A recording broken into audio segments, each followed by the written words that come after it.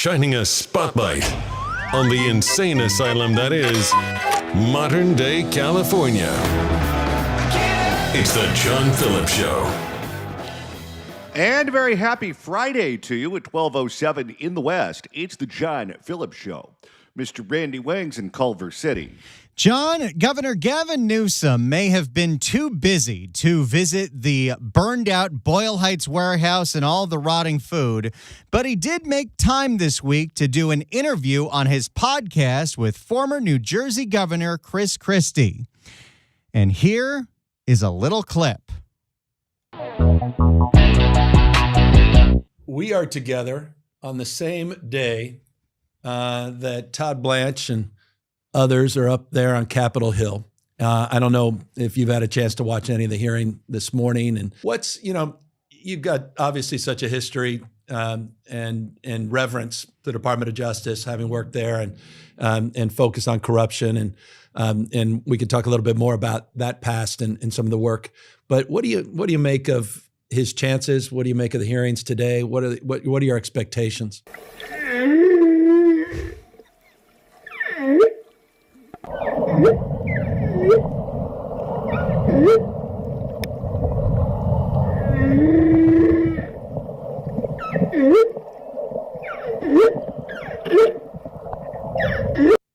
Boy, that was a fascinating conversation. Oh, it was. And Chris Christie looked like he lost some weight to me.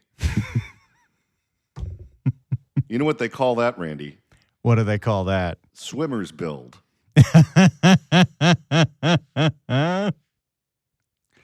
And yes, for all the people watching on video, I am wearing the famous Paisley shirt. That shirt got so many comments in the chat section yesterday. I think you were almost forced to wear it today. I feel like I had to defend how much I love this shirt. And we've got some shirt fans in the chat, so it's not everyone that likes to make fun of this shirt. Look at this. We've got on YouTube listener Chai Cal XCA Gal, BTW Randy, I love the Paisley shirt. Look at that. You're a fashion icon. So we are broadcasting live on the radio on AM 790 KABC and 810 KSFO, but we are also broadcasting live on YouTube at youtube.com/@ Randy Wang Radio. We're broadcasting on X at Johnny Don't Like. We're broadcasting on YouTube, I think, at Facebook at KABC Radio and Facebook at 810 KSFO. And we're broadcasting on Twitch at Randy Wang Radio. If you're on YouTube, that's where the chat room is already lively. You can hang out with us. We're here until 3 o'clock. And Johnny, we want to make sure everybody helps us out by smashing that like button and hitting the share button as well. 800-222-5222 is the telephone number, 1-800-222-5222. Well, now that former Orange County Congresswoman Katie Porter lost the race for governor, she has decided to turn the page on her career. Katie Porter fancies becoming the next Oprah Winfrey. And by that, I don't mean she's going to buy up what's left of Lahaina or jump Stedman's bones. I mean she's starting a book club. Katie Porter has decided to pivot from politics. She's still going to work at UC Irvine, but she has changed her Instagram handle literally to Katie Porter Turns the Page because KT Porter fancies herself a book talker. Here's a little of what she posted on Insta, thanks to our friends at the California Post. Hi, it's Katie Porter with a non-political post. I'm done for now with... For now. What do you think the odds are she's going to run for AG in 4 years? Politics. I don't know. This book talk thing might take off and she might never look back at politics. Campaigning. But one thing that's always been a constant from when I was a little kid to now is to love to read and taking a lot of solace and heart and joy, pleasure in reading. Well, we know what kind of shows you like to watch. Why do you have to watch porn in the living room? What kind of books do you like to read, Katie? Are we talking a little ACOTAR, a little Court of Thorns and Roses? Do you like fairies messing around with centaurs? Imagine being part of this book club and you're sitting there with a glass of Chardonnay in front of you, talking about the bridges over Madison County, getting barked at by her. So I'm rebranding this account as Katie Porter Turns the Page. It's partly a reference to a new chapter in my life, to the change, but also to something. Does she have the whiteboard framed in her office? It looks like she does. Oh, boy. I do a lot, which is turn the page when I'm reading. I'm a fast reader, and so stay tuned for book recommendations, book ideas, and author content. Thanks so much. So there you go. Katie Porter wants to be a book talker. Now, has she released a list of books that are going to be part of this book club? She has not. But again, if it's the books that are popular on the internet, usually it is books about fairies, books about centaurs, books about all kinds of mythical creatures getting it on. That is what really the Instagram and TikTok book space is all about. It's a genre called romantasy. So you don't think she's going to include any books that were written by Bill O'Reilly about the founding of the country? I don't think there would be much of an audience for that. Hello, everybody. Aren't all his books titled Killing Fill in the Blank? Listener Space Dreamer 9000, right? I love these usernames on YouTube. I bet she wore down her copy of 50 Shades of Grey down to the spine.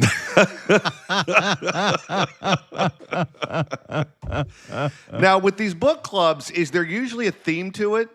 Like, okay, we're going to do romance novels, or we're going to do political books, or we're going to do thrillers or mysteries. Or do these book clubs just pick a random book and it changes week to week? From what I have seen through my wife, who is into all this stuff, it's almost exclusively romantasy.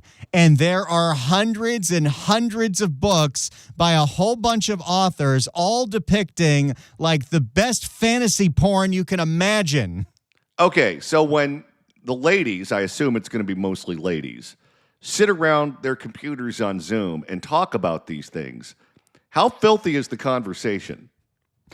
The conversation will get pretty filthy. Let me just say, I have heard my wife, while she is getting ready for the day, turn the book from reading to audiobook. And the things that the usually British narrator has to read are too explicit for the radio. Oh, dear. Well, I don't think she's going to go in that direction because that doesn't help her run for office in the future. That just puts her in some sort of really niche pornographic corner. I'm telling you, that's, if you want to be on Bookstagram and you want to be on Book Talk, it's all romantasy all the time. Maybe it's going to be historical novels. Or maybe she's going to go in the direction of Gavin Newsom. When Gavin first started the podcast, he included people who disagree with him politically. He had Charlie Kirk on, he had Steve Bannon on, he had Michael Savage on. So who knows? Maybe she's going to start with something that Sean Hannity wrote. I don't think she's going down that road. That's not going to get her any kind of vibes on the gram or the talk. Now, Randy, she's also been spending a lot of time talking about why she lost the race for governor. Katie Porter did her first sit-down interview since losing the primary for governor. She come in 5th place or 6th place? I think she came in 5th place and Mahan came in 6th place. She ended up with something like 4%. I think she got 5%. Mahan got 4%. Oh, how the billionaires bet on the wrong horse on that one. But let's hear what Katie Porter had to say in her first sit-down with, shocker, Spectrum News. That's Channel 1, right? It's Channel 1 down here. I don't know where it is up and down the state of California because they have a whole bunch of stations now. In fact, one of their reporters is kind of doing what we're doing, where she went from local to statewide. So that way they could save on reporters. For more, here is Spectrum News. How you been? I'm really doing great. Are you? My guess is there's a lot of broken glass at Casa de Porter. It was a long race and an interesting one, and I have... We're starting with high pitch, Katie. Hello, everybody! Taken some time to be with my family, to cleaned out my garage. I did all the kinds of stuff. All right, Johnny, give me 3 items that were in Katie Porter's garage. Go. Well, if it's the same dead staffer and they're dismembered in 3 parts, does that count as 1 or 3? Get out of my shop. You just don't have time to do when you're campaigning. So I've been really running straight now since. Did she get highlights? I think so. Little That's makeover. It's for the gram. 20. Maybe she's going to do makeup tutorials. Well, she's got to get this book club going. 16. Right. So really since Trump was elected the first time. So after 10 years, that garage needed a good clean, and been getting some sun and enjoying myself. Yeah, literally and figuratively, probably a bit of a. Again, that's what the book talk's all about, enjoying herself. How much oil do you think that minivan leaks? Well, it's a 2010 Sienna, probably a lot. We do have a comment here from listener Chai Gal. Did she clean out the minivan? Well, you can't do that the same day that you clean out the garage. There's only 24 hours. Now, I do have to be careful here because there are a lot of comments coming in about Katie Porter, but I can only put so many on the screen. We do have a certain line that we're trying not to cross here. But Bridget writes in, hey, Randy, all of Katie's books are going to be about carrots and potatoes. Sorry for the noise. I'm cutting carrots. What, is she a farmer?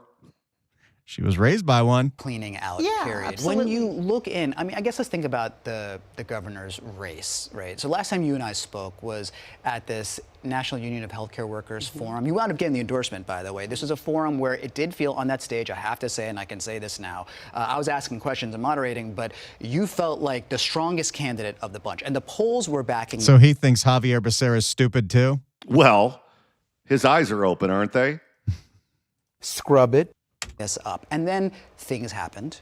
What do you think happened? What happened with your candidacy and campaign? Oh, I mean, I think there were a number of factors in this race. Some of them were about me, but some of them were about other candidates.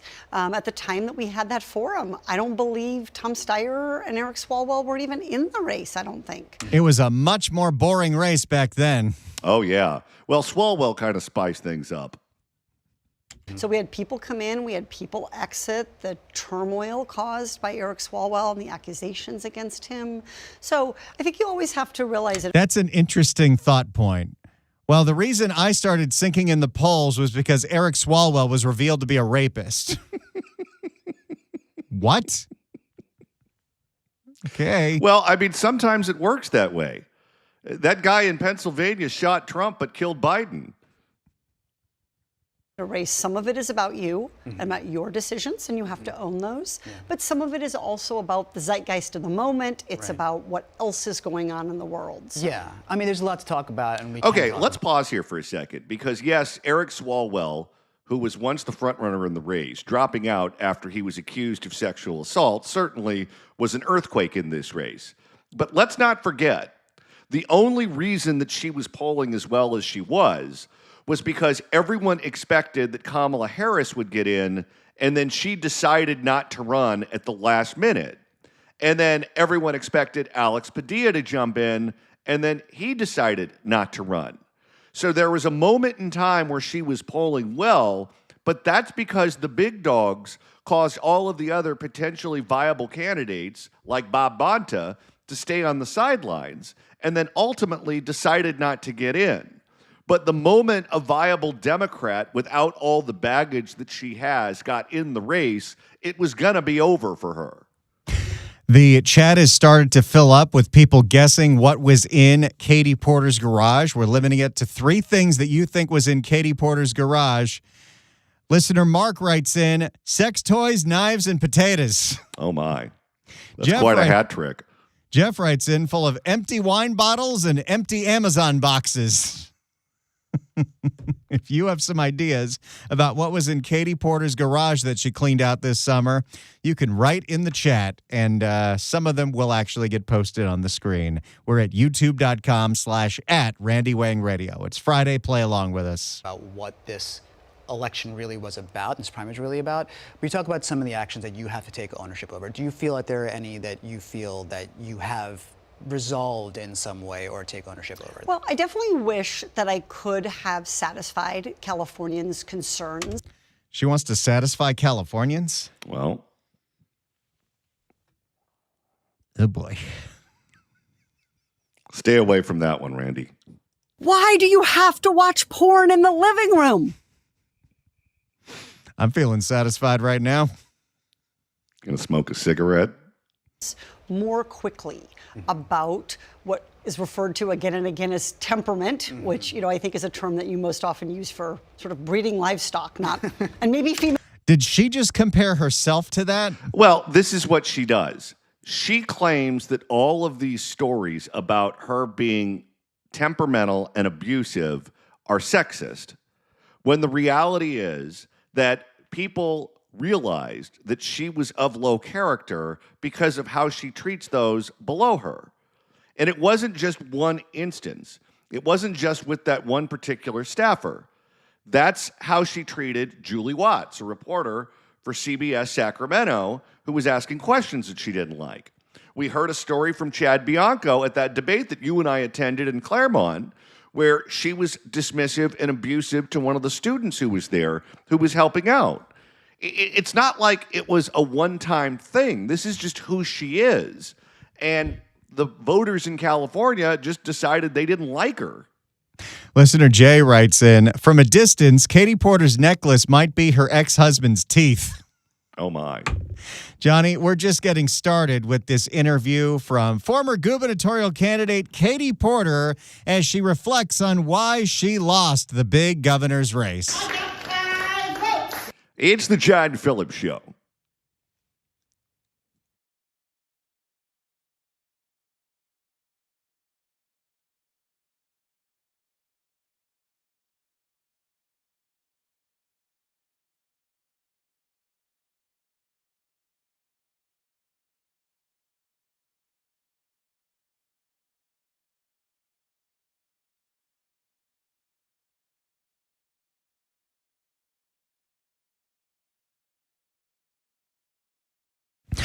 I love my Solaire infrared grill. This is a Fielding Law spot. Excuse me. I love Clark Fielding and the jaws of justice at Fielding Law at 833-88-SHARK, 833-887-4275, 833-88-SHARK. I'm doing 7,000 things at once, people. Sometimes I get confused. Even a minor accident can lead to a major long-term injury. So don't go at this alone. Get the jaws of justice on your side, helping you out with your case. That's Clark Fielding at Fielding Law, 833-88-SHARK, 833-887-4275, or go to the website, clarkthesharklaw.com. That's where for free you can download the accident preparation guide, a handy little thing that you put in your glove box, and it tells you exactly what to do at the scene of the accident. I have one in my glove box, so get it today at clarkthesharklaw.com. That's clarkthesharklaw.com, 833-88-SHARK. Hurt in an accident? Bite back. Call Clark. 833-88-SHARK. clarkthesharklaw.com.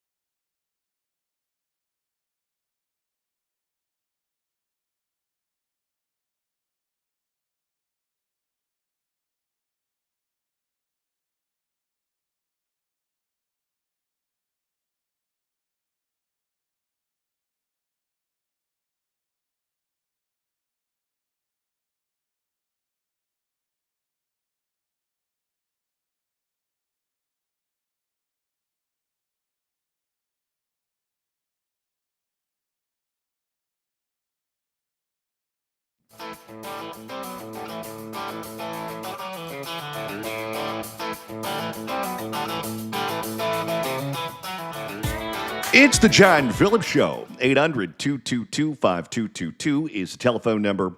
1 800 222 5222. If you'd like to email the show, you can do so at johnnydon'tlikeshow@gmail.com. That's johnnydon'tlikeshow@gmail.com. And Randy, you can not only listen to us, you can watch us perform the show live, participate in the chat, and most importantly, hit that like button. We're now broadcasting on video every single day. You can watch us. I'm wearing my Santa Fe Paisley shirt today. You can also watch the videos along with us and play around in the chat room and see the silly little AI images that I make during the breaks. All you got to do is go to youtube.com/@RandyWangRadio. Or go to X @JohnnyDon'tLike, Facebook at KEBC Radio, Facebook at 810 KSFO, or Twitch at Randy Wang Radio. The most lively chat room is the YouTube one, and we can even reply during the breaks. We're having a lot of fun in here. And the like button is a big deal.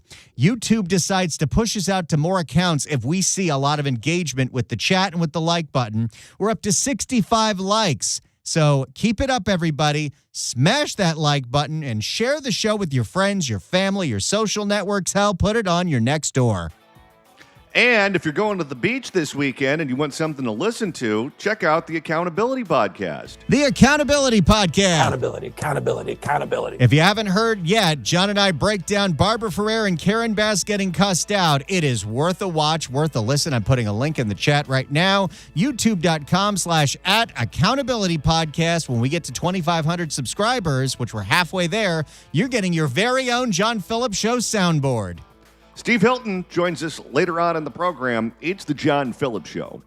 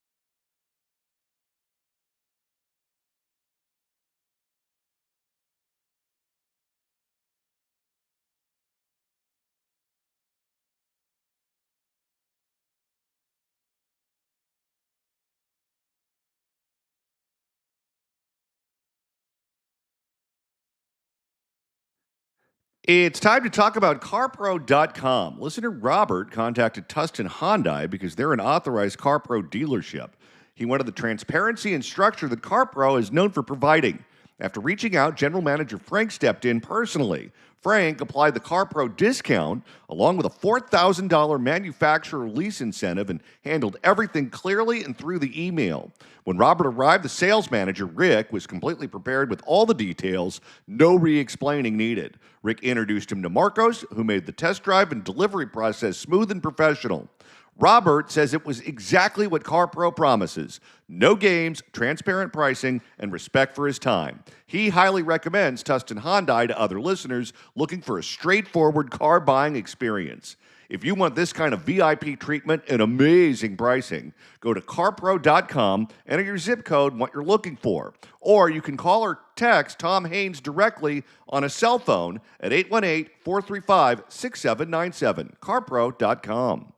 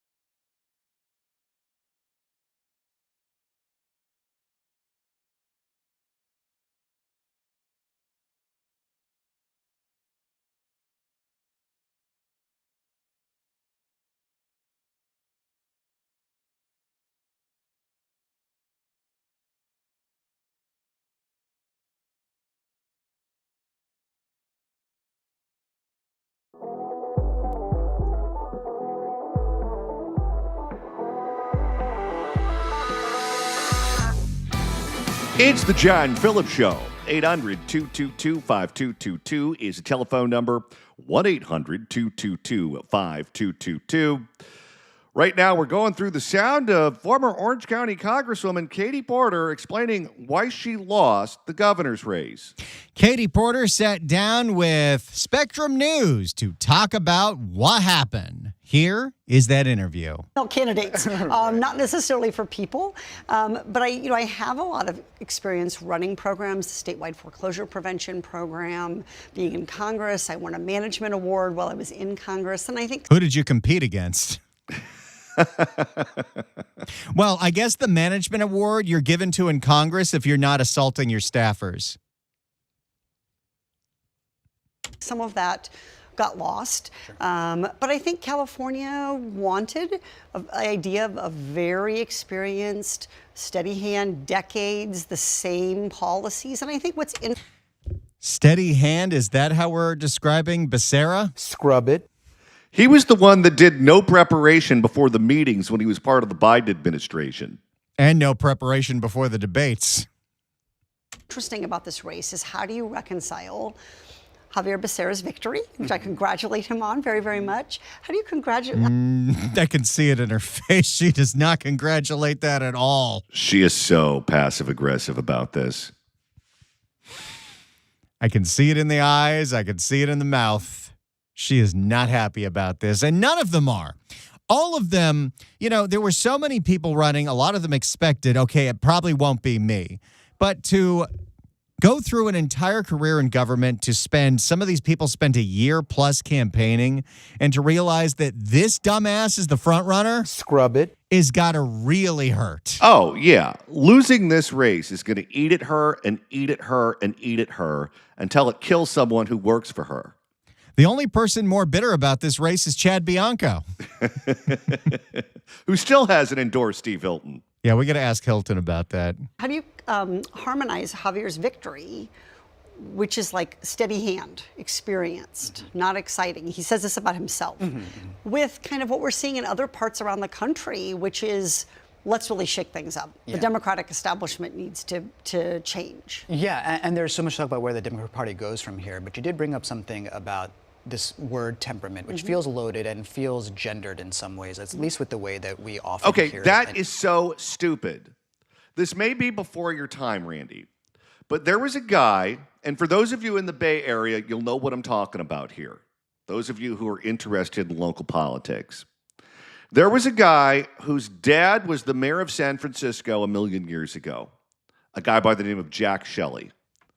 And the son, Kevin Shelley, became an assemblyman, and then he moved up through the ranks. He became, I think it was Secretary of State. And many people thought that he would be governor at some point. This was back during the Gray Davis days. And there was story after story after story about him being abusive to his staff. I think at one point he threw a telephone at one of them. He was known for using really aggressive, salty language. And he just got hit with negative story after negative story. And it got to the point where everyone understood that this guy was an abusive a-hole. And after that became understood, his brand became toxic. And a guy who worked his way up to a statewide constitutional office and the sky was the limit ended up becoming an unelectable pariah. And it wasn't because of his gender. It had nothing to do with his biological sex. It had everything to do with how he treated other people. If you are an abusive person and you don't treat people well and you aren't nice, at a certain point, people pick up on that. And once people pick up on that, they determine that you're not a good person. And what happened to Katie Porter was that she kept showing us who she was over and over and over again, and the voters just decided that she was not a nice woman. Get out of my shop. What would make people think that? Use it. Do you feel there was a double standard about attitude and the way you were showing up predispositionally? I mean, voters have legitimate rights to ask questions and to have concerns. I do think that I was asked about that probably more. Do you think this is the kind of Katie that we're going to get in Bookstagram, or is she going to be the rip-roaring, pissed off, talking like a sailor Katie? Winner, winner, chicken dinner. Well, I think it's going to be determined by whether or not she's had half a box of wine or a full box of wine. Than any other candidate. All the candidates put together were asked about their concerns. In other words, if there was some kind of like leaked footage of somebody, which happened with you speaking to a staffer in a way that your tone was raised and people thought was unnecessarily confrontational. That's a very, very, very, very nice way to whitewash this. Get out of my shop. Yeah, she cursed some young girl out. Do you feel like if it was a male candidate, it wouldn't have received as much I traction? can't say because I've never been a male candidate, Sure. so I can't put myself there. I will just say that we have seen other candidates have other female candidates have concerns about temperament, and so I don't think anyone was asking Betty Yee about her temperament. No, when there are concerns, it's because they did something outrageous. Amy Klobuchar is a perfect example.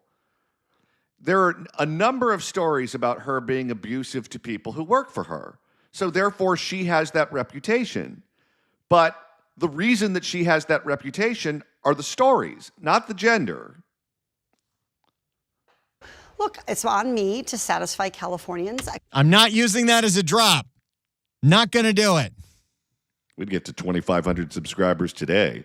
Why do you have to watch porn in the living room? Couldn't find a pathway to do it. But She just couldn't satisfy us. Stop.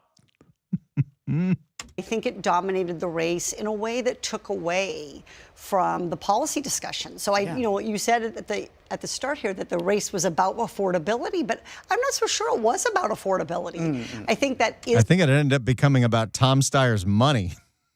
Well, it became Javier Becerra's the last man standing. The Democratic Party did not want Katie Porter, and they did not want Tom Steyer. That was true at the beginning of the race. That was true at the end of the race. They wanted Kamala, and when they couldn't get Kamala, they wanted our U.S. Senator, Alex Padilla. And then when he passed, I think they wanted Bonta to get in the race, and then he didn't do it. And then they settled on Swalwell, and then we found out who he was. And then Becerra was last man standing. This was the 2020 Democratic primary for president all over again. Joe Biden didn't win that. Everyone else just managed to lose. Tom Steyer was in that too. I'm Tom Steyer, and I'm about to ride the D. It's the number one issue that Californians say they care about, but I'm not By the sure way, when they. That Tom Steyer drop that you just played, Yes. doesn't it sound like it could be Tom Steyer if he joined the cast of Jackass? A little bit. I'm Tom Steyer, and I'm about to ride the D. Down, down, down, down, down. It does. All right, someone who's better than me at AI, take that video of Tom Steyer and make him look like Johnny Knoxville getting into a porta potty. Voted. They really decided based on who has the policies to bring down my cost of living. I'm not sure that's how they made their decisions. Well, affordability was a big part of the debates, perhaps not how people voted. But that brings up a big question. How do we make California more affordable? And you're going to be asked this question as someone who understands the state. What's your answer? Yeah. Well, so this is actually the rare situation where we actually can say Congress did something. And we can't say that very often in California. Our legislature is so active. They're always passing bills. They're doing things. Last week, Congress passed or a couple weeks ago, and it became law, a big housing bill. And that is really, really helpful to California. We've been trying to think about housing affordability, but without that federal partnership, it's going to be hard to do. So I think that's a big, important change. It's interesting to think about housing. Obviously, many candidates have said that if the housing is an issue in making life unaffordable in California, this supply side YIMBY, let's make stuff, let's make houses. I mean, Becerra was the candidate that said, well, we're just going to build more. We're just going to do it. And then once you build those houses, to make sure they're attractive looking, you have to scrub them. Scrub it. Some folks, even liberals and progressives, have said, well, that's like there's a corporate trickle down in that. And really, so much of California and these urban areas, renters. We see this with the DSA movement. They're pro-rent. This is a very DSA channel, so there's going to be DSA vibes in this interview. Oh, all of the framing is for a DSA audience. And mobilizing around that front. Why isn't there more of a conversation around rent and immediate relief on that front on a California level? Yeah, so look. Oh, and the DSA hates her, by the way, because she said she doesn't believe in rent control. Uh-oh. Way to bring down housing costs is to make it cheaper to build. Yeah, okay. Period. So yes, if you have more supply, at least in economic theory, if you had more housing, that would drive down price. But that's I will say, it is a theory because San Diego has built and built and built and built and built and approved everything and said yes to everything, and it's still $4,000 for a one-bedroom. And by the way, all of this is rich coming from her, given the fact that she lives in faculty housing at the University of California at Irvine. And she spent how many years living in that house not teaching a full schedule? Well, there were the 6 years she was in Congress. Please, There was the year she ran for senator. please. And there was the year she ran for governor. please. She's like Kate O'Kalin. a marginal effect. And it would take a long, long time for California to be able to really have an oversupply of housing such that you saw prices come down. What would make prices come down? I think that LA County lost 50,000 people in population and prices still went up. Yeah, explain that one. Really much more quickly is if we built faster. Right. So if we built housing here 2 years faster, like Colorado, for example, our housing would cost about 20%. And that would, by the way, would affect not just single family homes, that would also be true for rent. You're sort of consumer advocate. By the way, that kind of idea is why the building trades unions wouldn't invest in her. They want the project to take as long as possible because then they get more money. All right, we'll have more from Katie Porter coming up in moments right here on The John Phillips Show.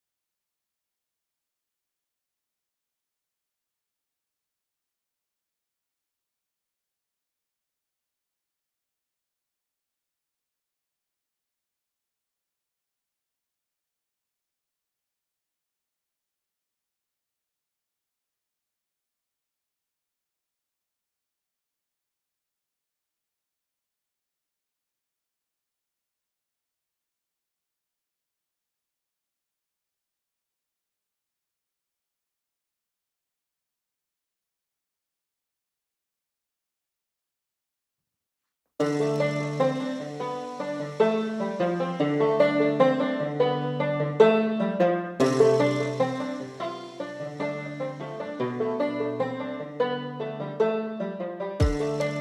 the John Phillips Show. 800-222-5222 is a telephone number. If you're watching on YouTube, make sure to hit that like button. We're at 112 likes, and we'd like to get that number up into the stratosphere. Listener One Mad Hatter on YouTube writes in, Katie's got a new nickname, Kato Kaylee. I saw that someone in the chat's calling her Special K. Special K? That's not very nice. Steve Hilton joins us at the top of the hour. Right now, we're going through the sound of Katie Porter sitting down with Spectrum News.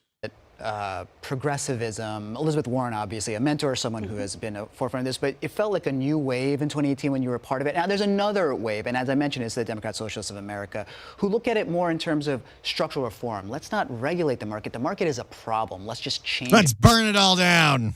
That's what they believe. Entirely. How do you square your take on the economy with what we're seeing come out of, say, New York with Mamdani, but even in LA politics? For Yeah, instance? I mean, look, let's remember that Elizabeth Warren's presidential campaign was big structural change. Sure. So I think she was focused on the big building blocks of the economy. I think we have challenges. And then she dropped out to endorse the antithesis of structural change, Biden. Around corporate consolidation and antitrust. At least she ripped Bloomberg a new one. That was a fun debate. I think we have challenges around the ability for smaller businesses to compete, the amount of how long people are being asked to work. What do we do with minimum wage? So we're raising wages to help people who are working full time be able to live, but now we're seeing very high youth unemployment.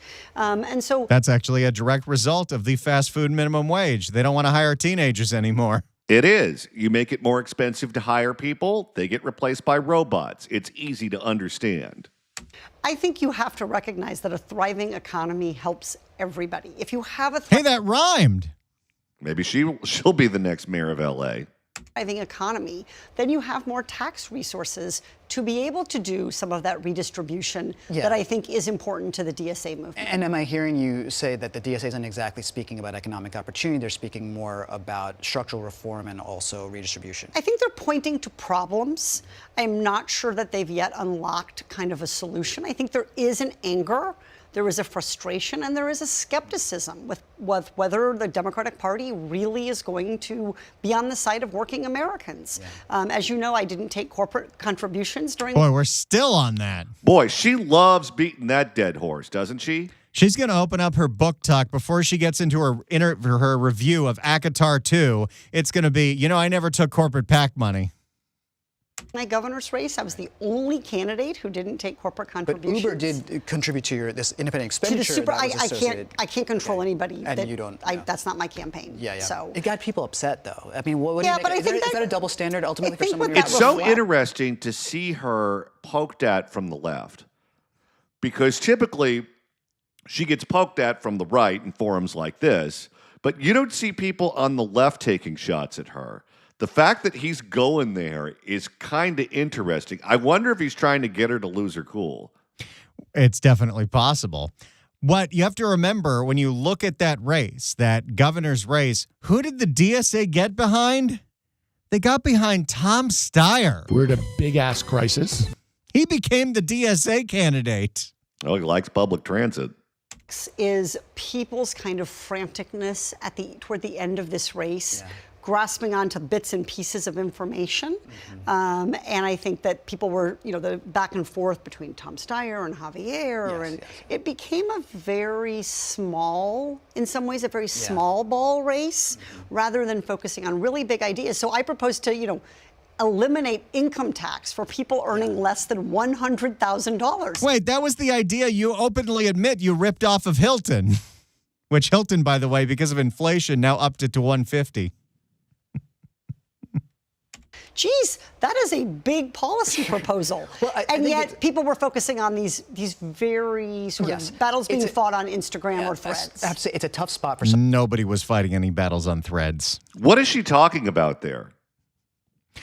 I don't think she knows anymore. I'm thinking she is talking about how the last month or so of the campaign was just Tom Steyer going all in on attack ads on Becerra and Becerra going all in on attack ads on Tom Steyer, and Katie Porter and Matt Mahan were just left out of the conversation.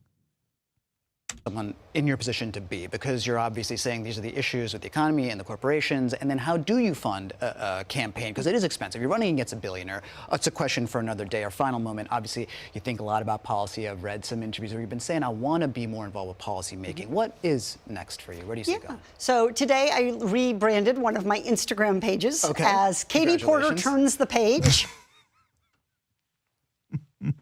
It's a play on words, you see?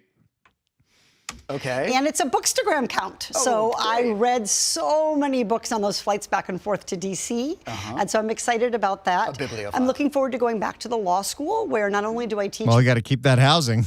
Oh, yeah. You don't want to get evicted. my consumer protection courses, I now teach legislation and statutory interpretation, but housing policy and the experience and the fears about losing your home and being able to afford your home, that goes back to my childhood when my family nearly lost its farm to foreclosure. So I just think housing policy is going to be an area where I return to again and again, along I wonder what they did to almost lose their farm. Were they making lettuce for Taco Bell? Don't eat at Taco Bell this weekend, kids. And if you do, order no lettuce. protecting our public lands. That is really important to me. Like what you see? No, we don't.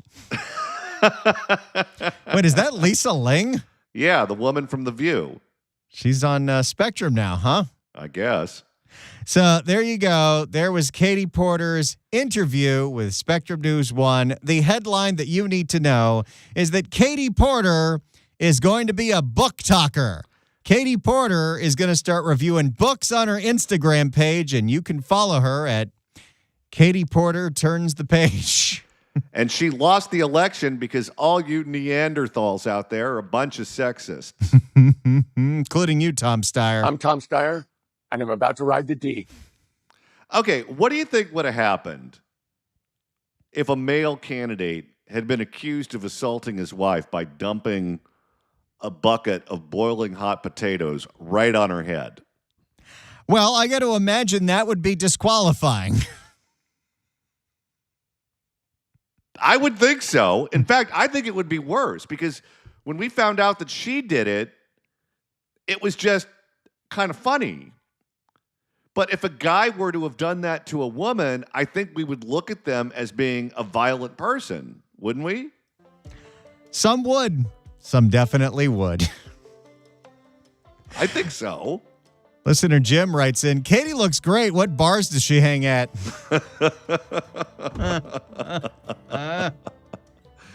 All right, we've got 2 more hours coming up on The John Phillips Show. If you're watching on YouTube, hit that like button.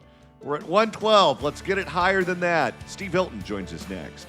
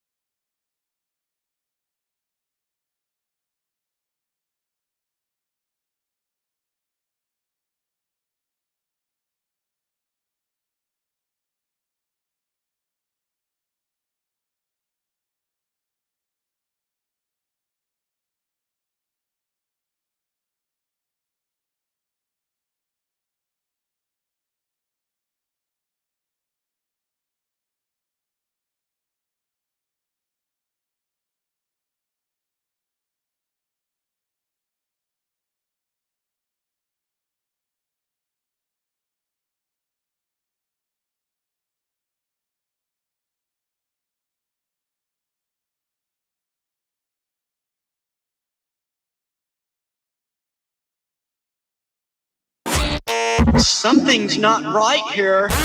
Crime is up all over the state. The homelessness in the city is out of control. The economy is sick. Taxes are high. Housing is expensive and businesses are leaving.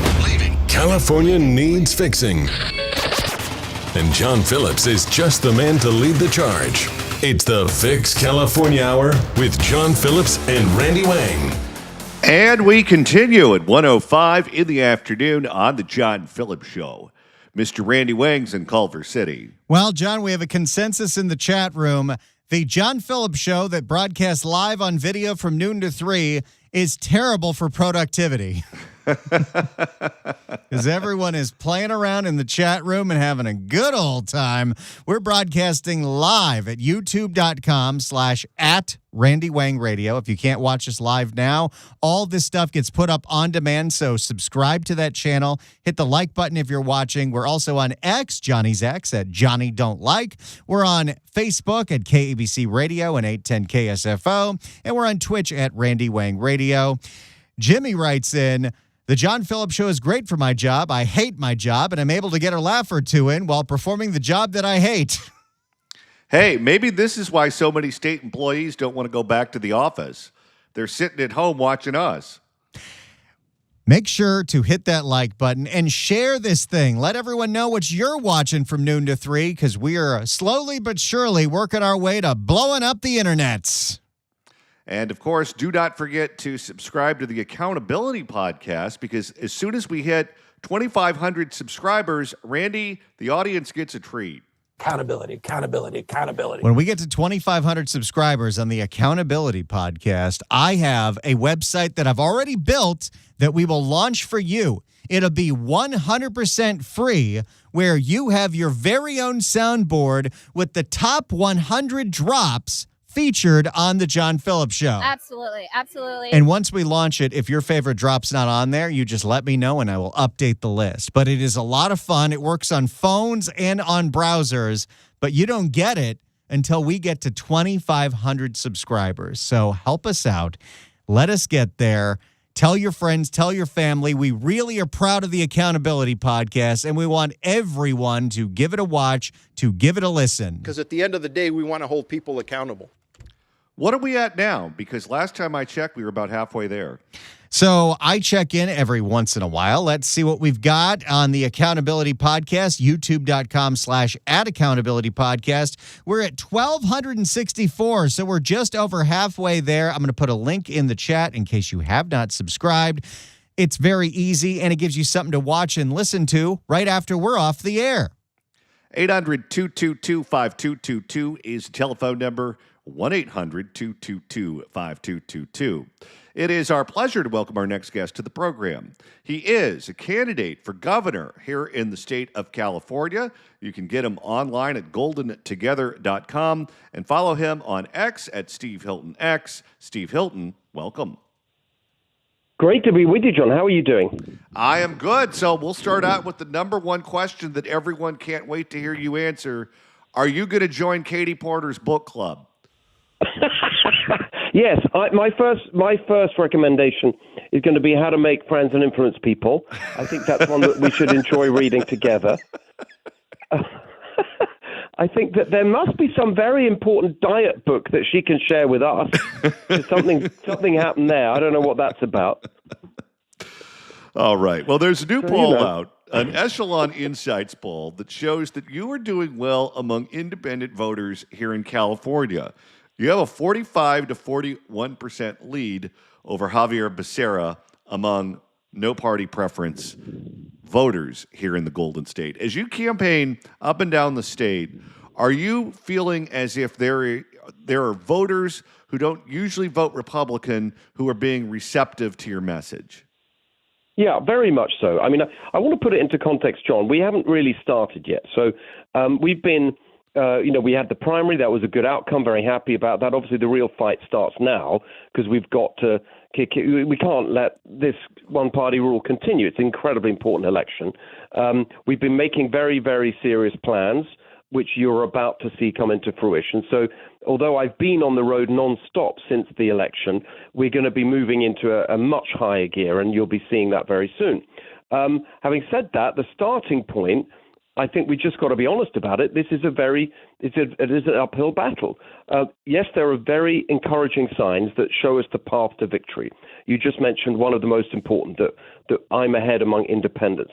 But I just want to make sure people understand the full picture. There's another poll out this week, you may have discussed it, which showed a less encouraging picture. This was the PPIC poll, just very straightforward, who are you going to vote for poll, 61% Becerra, 36% for me.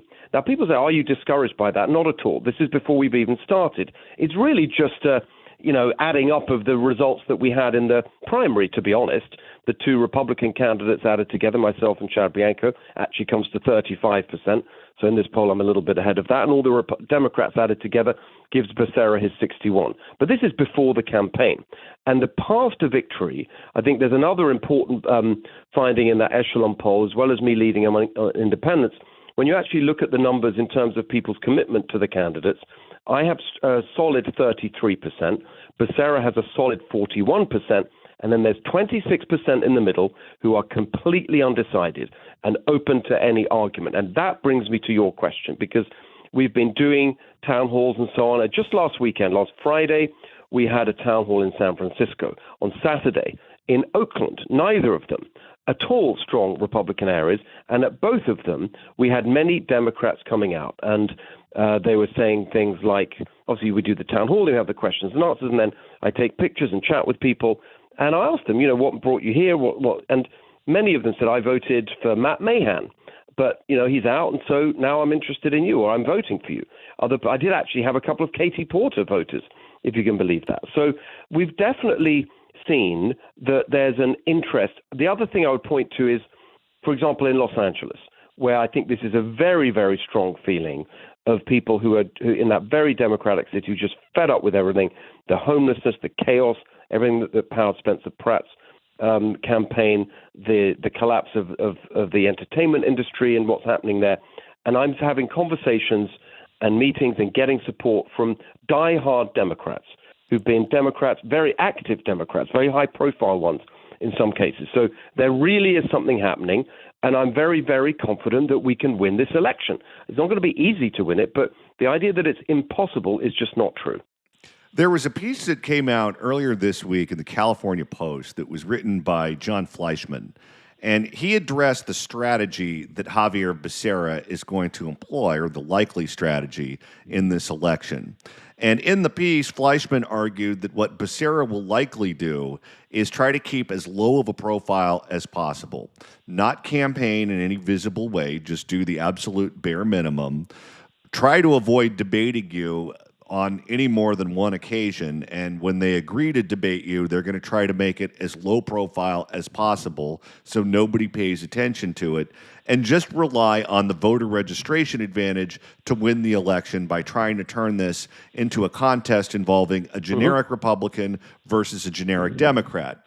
Fleischman correctly argues in the piece that the people who would lose out if that were to actually happen are voters, because we would be denied a conversation on just exactly what the future of the state looks like. What's your strategy to prevent him from doing that and to force him to answer questions that voters have about the future of the state? Yeah, I think he's completely right. Very astute observer, as are you. And I would add to the mix that their only message is Trump, Trump, Trump, MAGA, MAGA, MAGA. You can't have a Trump governor, can't have a MAGA governor. That's it. Because they can't. Their record is indefensible. It's a total disaster. And he's not offering any change for the future. He's literally running as the more of the same status quo candidates. I think that's right. Our strategy, you'll see it enacted very soon, is to be the most high-profile and aggressive campaign we've seen in at least 20 years, probably more, in California.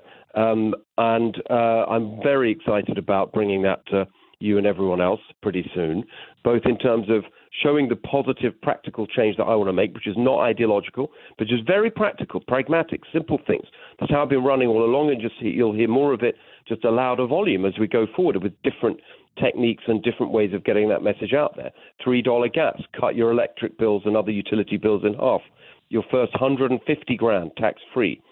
Starter homes for young families, making our state Cal affordable. That's we're going to be very strongly. And what's his answer to that? Nothing. So we will be pressing him. And then, of course, making the argument against him because he's an absolutely devastatingly bad candidate.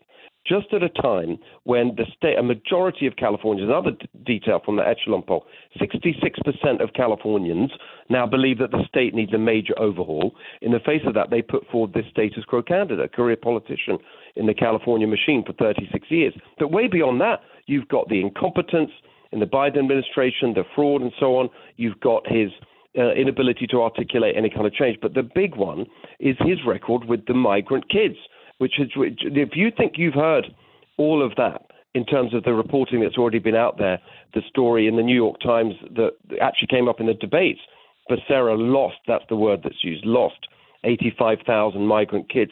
That is that's not even the half of it. There's a lot more there. And so our strategy is to hit him incredibly hard and to prosecute our positive message incredibly hard.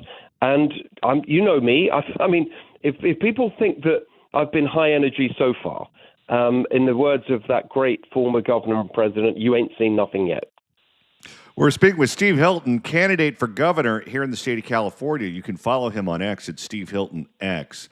Earlier this week, Chad Bianco, former candidate for governor, came out and endorsed Michael Gates, who is the Republican candidate for attorney general, but so far has declined to publicly endorse you for governor.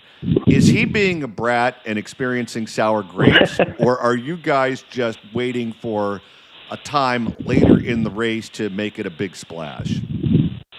Well, I'd love that to be the case. I'll just be direct with you and everyone listening, John, which is that Chad and I haven't had a conversation, but I'm very much hoping that we'll be able to work together because we both want the same thing, which is to save California. I'm very happy to endorse Michael Gates, my running mate as Attorney General. Michael and I have been running on what we've been describing as the golden ticket, along with Gloria Romero, for Lieutenant Governor Herb Morgan for state control. And now we have the whole ticket because we've got Sonia Shaw and so on. For State Superintendent, Don Wagner for Secretary of State. And so this is a very important aspect of the campaign that we're all working together as a team. And I'd love Chad to be on that team. We haven't had that conversation yet, but as I always say, my door's always open. One thing that's encouraging, just going back to that poll that a lot of people viewed negatively, the 61-36 poll, actually, in one sense, is positive, that all of the people, just in terms of percentages, the entire block of Chad Bianco's vote was supporting me. We're very unified as a party, at least. Now, we've got to build beyond that. That's, of course, true. But I think that's good news. That in terms of voters, at least, voting intention, that unity has happened. And I want to see it continue. And I'd love Chad to be part of that. But we haven't actually spoken about that yet. Let's shift gears here and talk about Boyle Heights, because you have a chemical fire that burned for many moons, where dangerous chemicals, plastic particles were being pumped into the air in that part of the city of Los Angeles, an unincorporated county of Los Angeles. After that fire started, the county of Los Angeles, the public health director, Barbara Ferrer, and the mayor of Los Angeles, Karen Bass, came out and told residents that it was perfectly safe to breathe in that smoke and breathe in that air. Many of them did that after being told that it was safe, and now the ERs and the public health clinics are full of people who have lungs that are filled with fluids and blood coming out of their nose. Clearly, that air was not safe for them to breathe in. So far, the governor of California, Gavin Newsom, has not shown up to Boyle Heights to meet with residents and to criticize the failures that have taken place so far.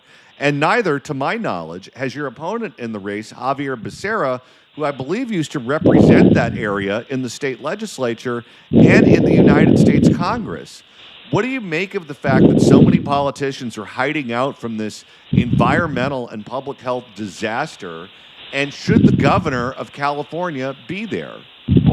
Yeah, of course. I've been there twice. I went once with Gloria Romero, my running mate, for lieutenant governor, who not only represented that area when she was leader of the Democrats in the state Senate many years ago, but lives close by now. And we were there within days of the fire, calling for immediate practical action, which never happened. And then I've been back subsequently since the fire was out. I think it was the last week or the week before, to draw attention to the outrageous situation with all the rotting meat that was there, and the absolutely disgusting smell. So you have the fire, the noxious fumes, and all the health impacts that you describe, and then on top of that, you've got this unbearable stench of rotting meat. It's just unbelievable. And Karen Bass saying that she gave them 45 days, like a month and a half, to clear it out. What's wrong with these people? And the other point that I made when I was there is to highlight something that was the quote from a local resident, which is they didn't do anything, quote, because we are poor and Latino. That's how they felt in that community. And I will be back there very soon, again, for a third time, to make that point, because in many ways, this symbolizes exactly what's rotten, not just the meat, but what's rotten about one-party rule under these Democrats. They are totally arrogant, out of touch, complacent about what's going on. They think they'll be in power forever, so they don't need to respond to real-world concerns like this. They take the Latino vote for granted. They take working-class Californians for granted, think they can do whatever they want, and people will just turn out and vote for them anyway because of their machine, which is corruptly financed. That's a whole other story. And I think they're wrong. And this is the election where finally, I think, because this is something we've talked about for a long time, we have that multiracial working class coalition that actually has happened to a certain extent across the country in the Trump years take shape here in California, because it is working class people in California who have been hurt the most, not just there you see in Boyle Heights, but more broadly with the gas prices and the housing costs, electric bills, all of that. It's working class people who suffer the most as a result of that, and that's who I'm fighting for in this election. And so what's happened in Boyle Heights is a perfect symbol of that and the change we need to make. As someone who has been there, we all have heard the descriptions of how bad the smell is. Do the descriptions do it justice, or is it infinitely worse than that? It's worse. I mean, it's just unbelievable. I mean, we all know that you can smell it before you get out the car, and you get out the car, it just hits you, and it's just and people have to live here. It's just unbelievable. Now that was probably 10 days ago, so I don't know what it's like now, but it was unbelievable. Like just all in the air, the stench everywhere. You couldn't avoid it. And there's nothing to do with it was just absolutely overpowering. That like when you have these, people have experienced a dead animal somewhere nearby and you're trying to find it. It's like that. It was just so shocking. Should there be consequences for the mayor of Los Angeles and Barbara Ferrer going out and telling this population of people that it was safe to breathe in that air when clearly it wasn't? Yeah, it's a really important question. I mean, obviously the immediate consequence should be Karen Bass losing her job in the election, but then what do we get if she loses her job? Nithya Raman. I mean, that's what's so devastating about what happened in that primary. It's just an unbelievable choice. But there's I suppose the answer to that lies with the mobilization of the community and any legal remedies and civil suits there that may be possible. I certainly think it's merited for sure. I mean, there's in terms of the criminal responsibility there, I'm not sure. We need to talk about that. If they knew that it was dangerous but said stay there anyway, I don't know if that's been established or if they were just being ignorant and complacent. So I think it's definitely worth pursuing, because you just can't behave like that and have no consequences. Steve Hilton, candidate for governor here in the state of California. You can get him online at goldentogether.com and follow him on X at Steve Hilton X. Steve Hilton, thanks so much for stopping by. Thank you, John. See you soon. It's the John Phillips Show.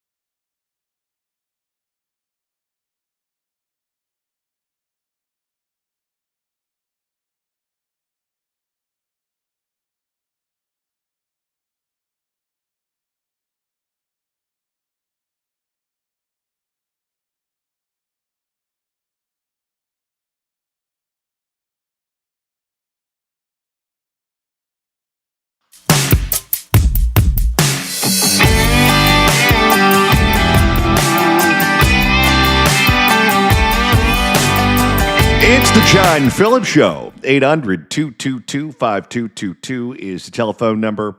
1-800-222-5222. If you'd like to email the show, you can do so at johnnydon'tlikeshow@gmail.com. That's johnnydon'tlikeshow@gmail.com. And Randy, boy, the chat on YouTube is lively today.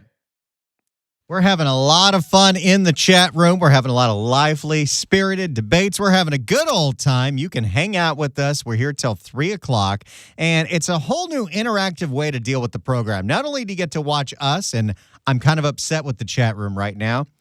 You got so much crap last week for your haircut. Not one person, positive or negative, not even you, nobody has commented on my haircut that I got this morning. So a little pissed off at the rest of you people. But you know what? We're having a good time. You can chat with us. You can watch the videos. We're having a great time, and we're here until 3 o'clock. Subscribe to the YouTube channel, youtube.com/@ Randy Wang Radio. We're getting real close to 3,000 subs. All right, the Fix California Hour continues in moments. Don't you go anywhere.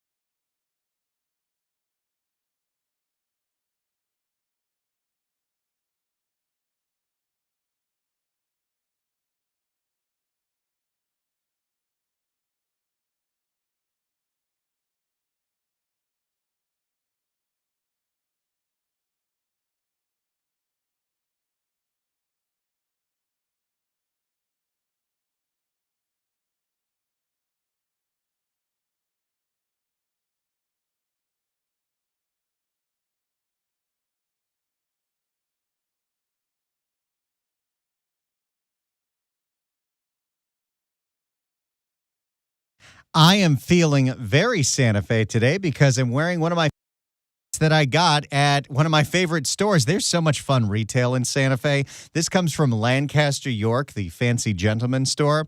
My wife, one of her favorite stores that she ever shops at is a place called Parts Unknown out there. She got a leather jacket there that she's obsessed with. She got this beautiful jumper.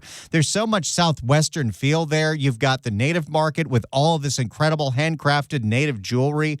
There is so much beauty in the city of Santa Fe, not to even talk about all the beauty that is in the food. I'm actually need to remind myself to get on the phone and call the Shed because I'm going in about 6 weeks and I need to make a reservation. So I make sure that my wife and I, my in-laws, have dinner when we land at the Santa Fe airport because that is my favorite restaurant ever. It's never been easier to get to the city of Santa Fe. There is a daily direct flight from LAX to the Santa Fe airport on American. I've taken it a bunch of times and I highly recommend it.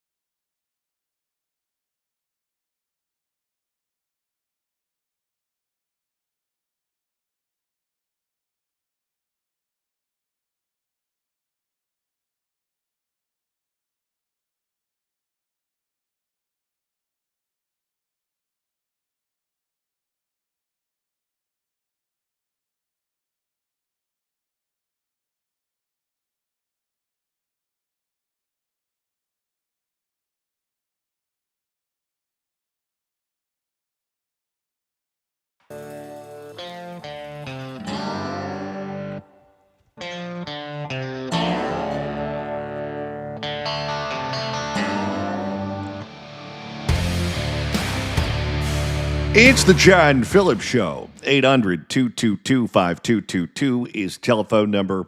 1-800-222-5222.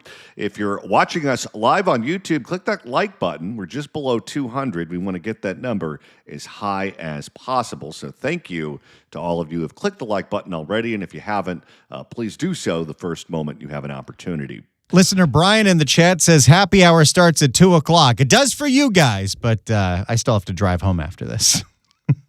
And you have to do a radio show. And I have to do my 5 o'clock show. We're having a lot of fun in the chat room, except for Zuma Dog, who's complaining about the clock. Okay, just to let you know how things work behind the scenes here, I was notoriously late for breaks all throughout my career. I've been getting better at it over time, but I am always late to hit my marks. But now we have to hit some of them on time. Because we syndicate to San Francisco and eventually to other markets, we'll see about that, we have to hit the bottom of the hour news at 30. So John has to go to break. But notoriously, especially the months leading up to when we launched live on KSFO, we'd probably get to the news at like 33, 34, 35. John just liked to go. Hey, I like to fly American Airlines. Everything I do is delayed. All right. We know that there is a demand that has been placed on the city of Los Angeles, the owner of that building in Boyle Heights, to get the rotting food out because the stench, as Steve Hilton just described, is overwhelming. Which leads to the question, okay, if you're removing the rotting food, where is it going? And Randy, we have an answer. It's going to your county. Did you know that? Great. The rotting food is going to the El Sobrante landfill in Corona in Riverside County. For more on this, we go to a report from CBS LA. Tomorrow will be 1 month since the fire started at the Boyle Heights food warehouse. This was taped yesterday, so today is the 1 month anniversary of that disastrous fire. Great. Food waste inside is now on the move. We've learned some of it will be headed to a landfill in Corona. And we have team coverage tonight, beginning with CBS LA's Zach Boetto. That outfit, Pat, kind of looks like she's a member of the Avengers. Superhero Harvey. I'm here for it. He's showing us how that move was approved. It's been exactly 2 weeks since trucks full of rotting food waste from the destroyed Lineage warehouse in Boyle Heights began delivering and dumping it in the El Sobrante landfill. For the most part, lately, I haven't smelled it. About a week ago, I got a good whiff of the landfill. The move. Boy, how would you like to be that guy living next to the El Sobrante landfill? And you wake up one morning, you walk out on your driveway to pick up the newspaper, and you can smell it right there. You can smell it right here. You can smell it right now. To bring the waste here required the Riverside County Department of Environmental Health to sign an emergency waiver. It's Wait, so they said, yeah, are they getting paid? Like, how does this work? Who says yes to the rotting pig meat? Okay, if you're accepting that, I hope you're getting a king's ransom. waste, so it's nothing that is abnormal. It's something that can be disposed of on a regular basis. It's just a high volume due to that fire, so it needs to be removed and disposed of properly. Can we put it all in a giant oven first, so at least then it'll smell like bacon? County says the waiver request met its requirements. One requirement, Governor Gavin Newsom activating a state of emergency. That waiver giving waste... Even though he still hasn't visited. Yeah, where are you, Gavin? We want you to smell it right there. Well, he's out swimming with Chris Christie. He's Christie watching on the boats. By the way, that video, that interpretation of the Chris Christie interview is up on the YouTube channel at Randy Wang Radio, so have some fun with that.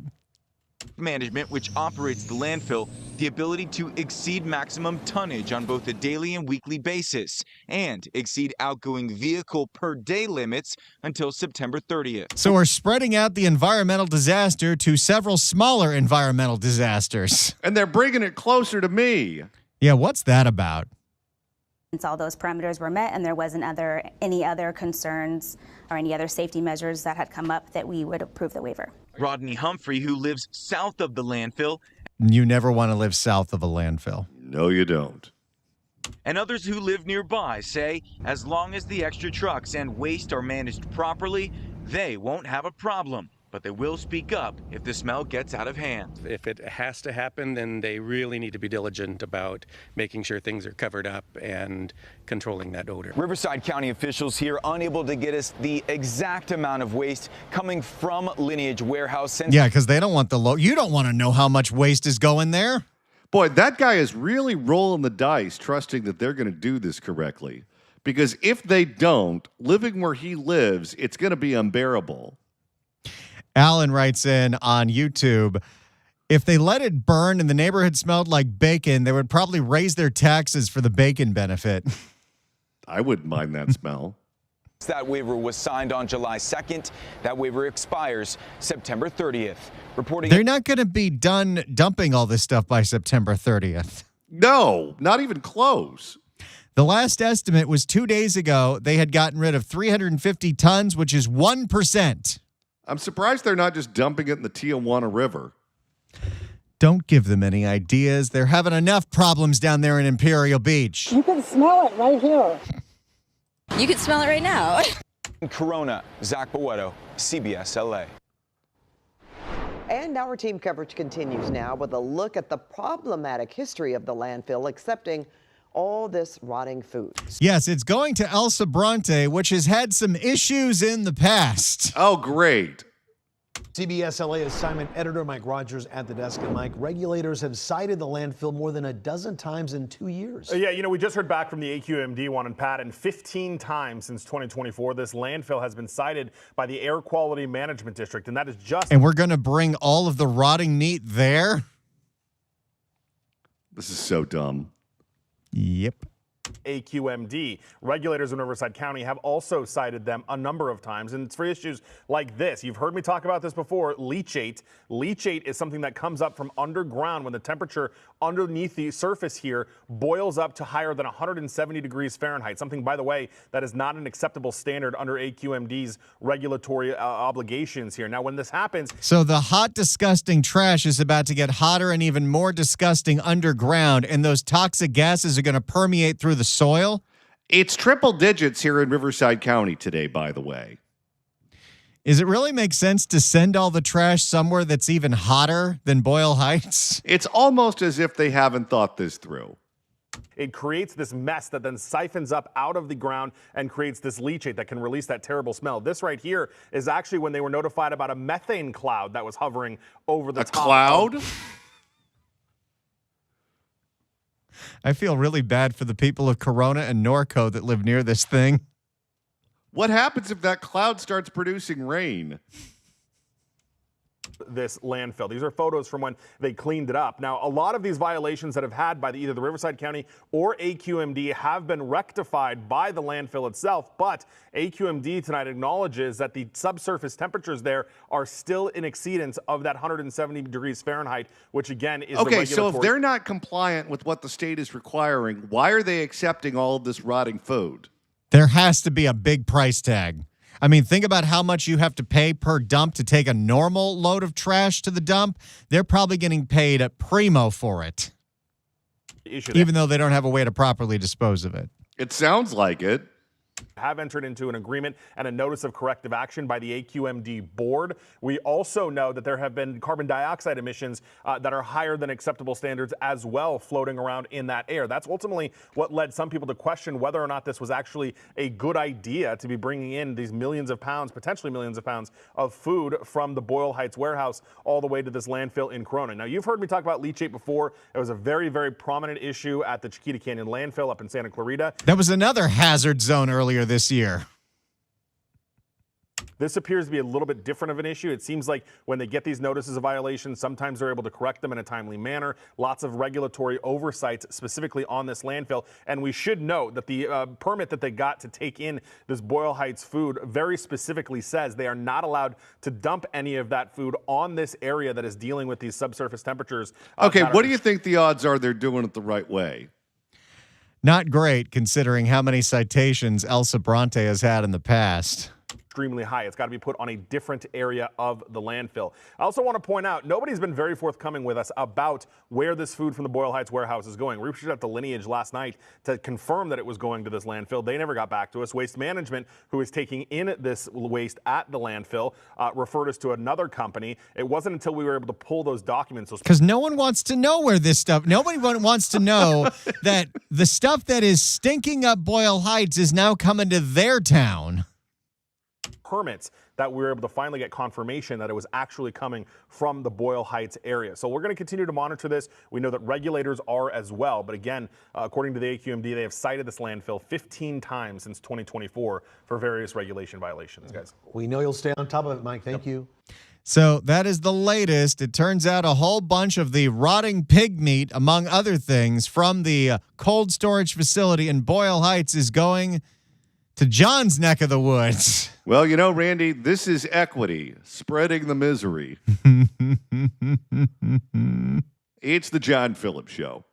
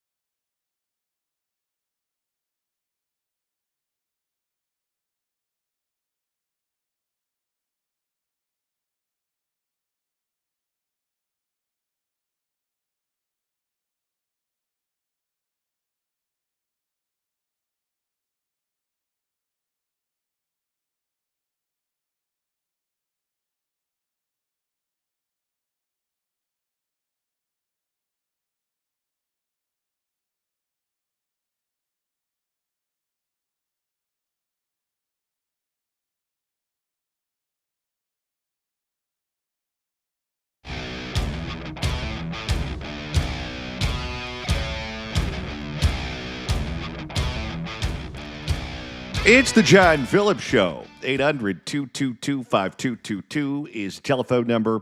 1-800-222-5222. There's a debate in the chat as to which one of us is Batman and which one is Robin. How we doing on the likes? Let's check it out. I think we are at 191 likes so far on today's show. It's very easy. Hit the thumbs up button if you're watching us on YouTube. YouTube.com/@RandyWangRadio. The more likes we get, the more chances for YouTube to push us out to other people, and then whole new audiences will be able to explore the silliness that we do every single day from noon to 3. And we're also moving on up with the number of subscribers for the Accountability Podcast. Let's check that out right now. Thank you all so much for hitting that subscribe button. It's a big deal, especially because we own that account. We can do whatever we want with it.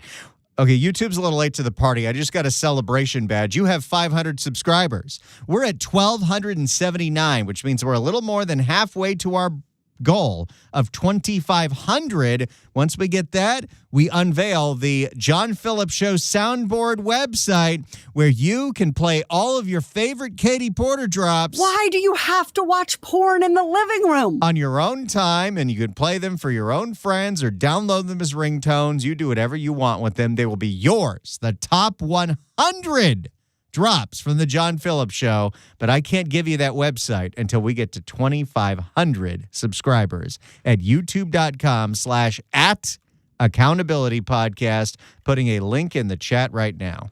I feel like the theme of today's show is 101 bad ideas, one of which is telling people it's okay to breathe in the toxic smoke from the fire in Boyle Heights. Another is to allow the rotting food to go to a landfill that's been cited repeatedly. And the third, I guess, is Katie Porter hosting a book club. But Randy, we have yet another bad idea to add to the list, and that is forcing fire victims back into homes that are unsafe. This time, it's Farmers Insurance that gets the award for the worst insurance company. Oh, wait, that's my insurance. They're going to drop me, aren't they? For more, here is NBC LA. Now to our wildfire recovery. 18 months after the Palisades and the Eaton fires, families are still trying to rebuild their lives, and some say they feel pressured to move back into homes they feel are unsafe. NBC's Liz Kreutz has the story. A year and a half after the Eaton fire, Chauncey and Libby Godwin are still displaced from their Altadena home.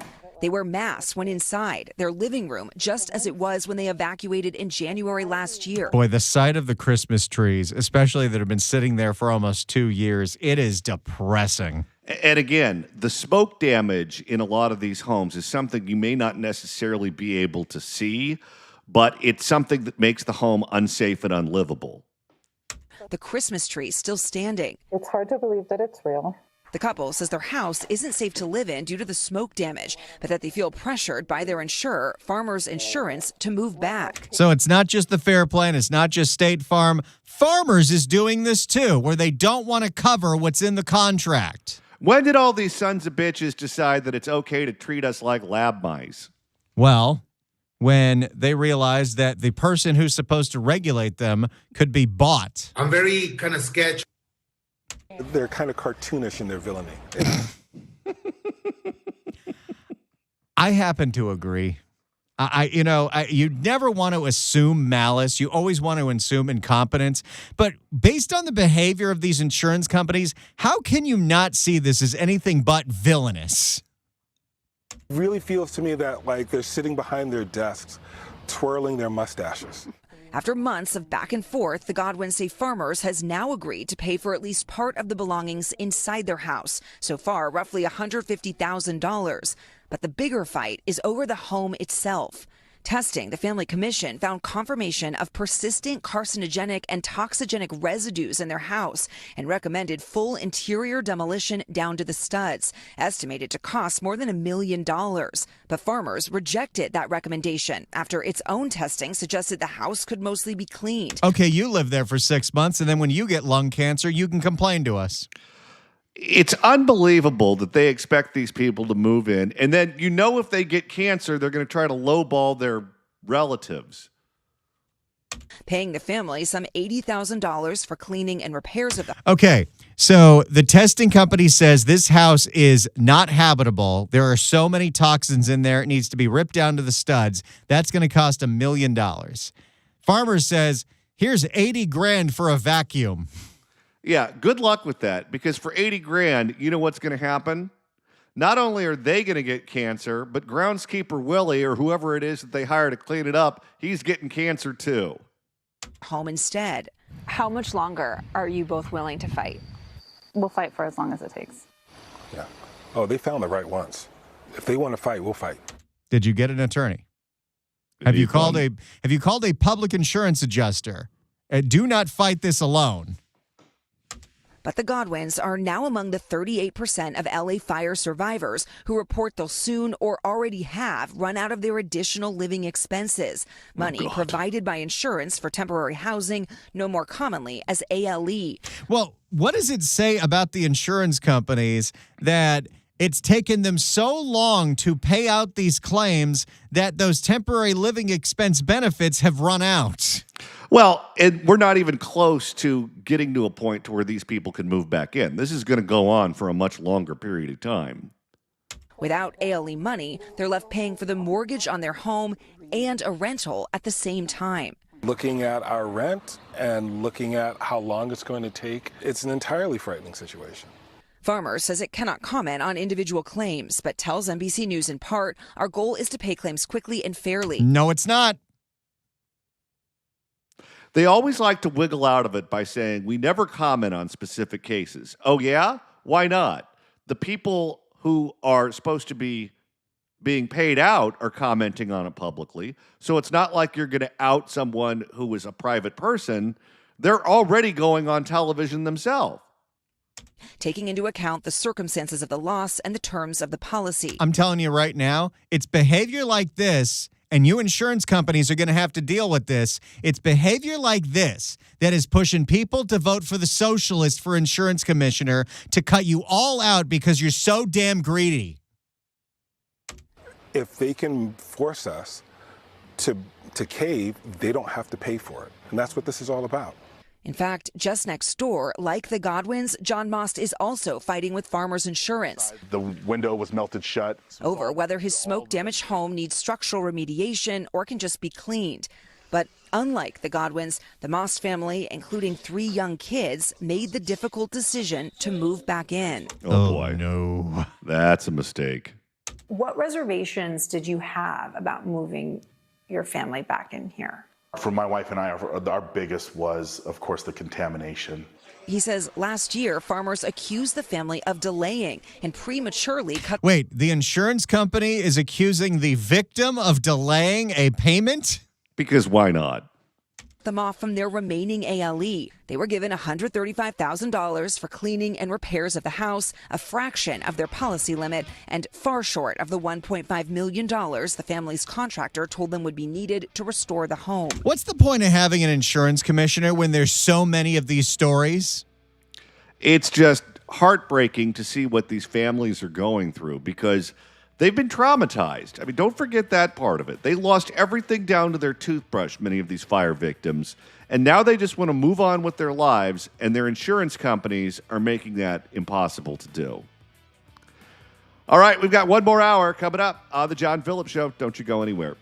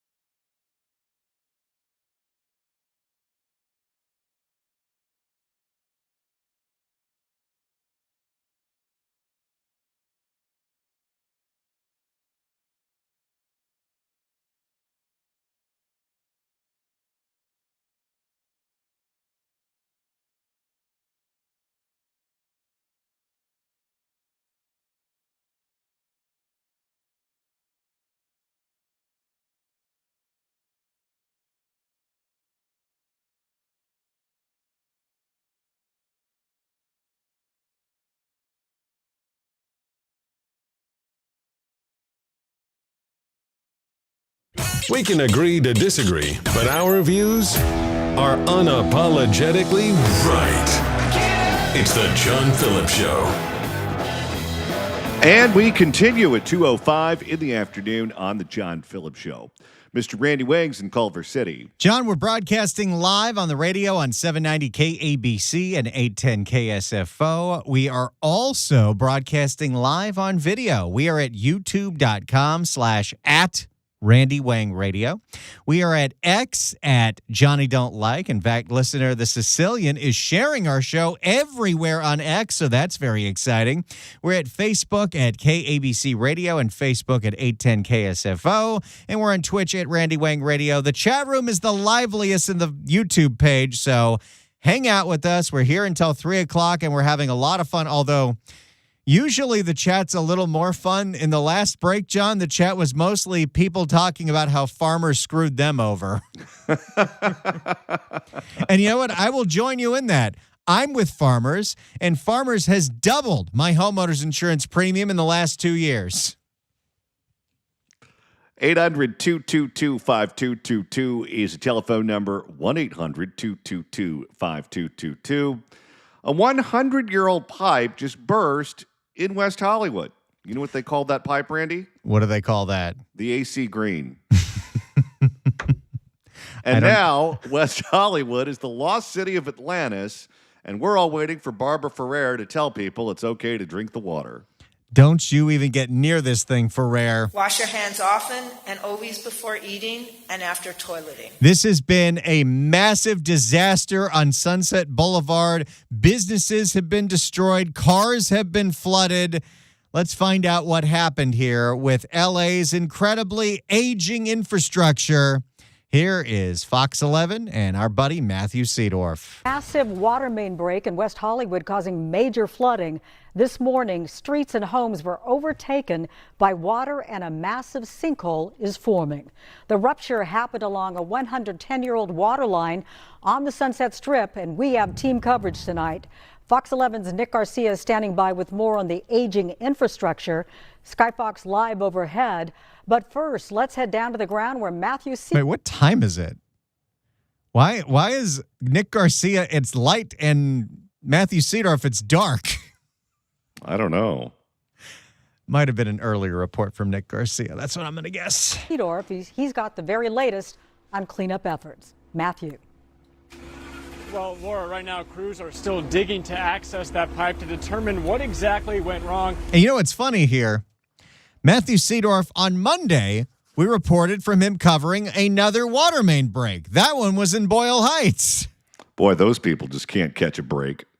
And right now we're getting a look at new surveillance video close to when this whole thing started. A raging river from a water main break tearing through the center of West Hollywood for hours, damaging almost everything in its path.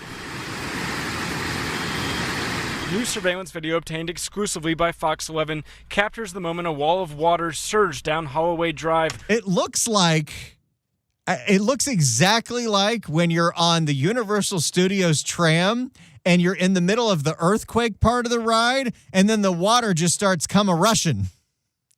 You know, when I was a kid, we went on that tram ride with our neighbors who were immigrants from Vietnam. And she lived in a village where that actually happened.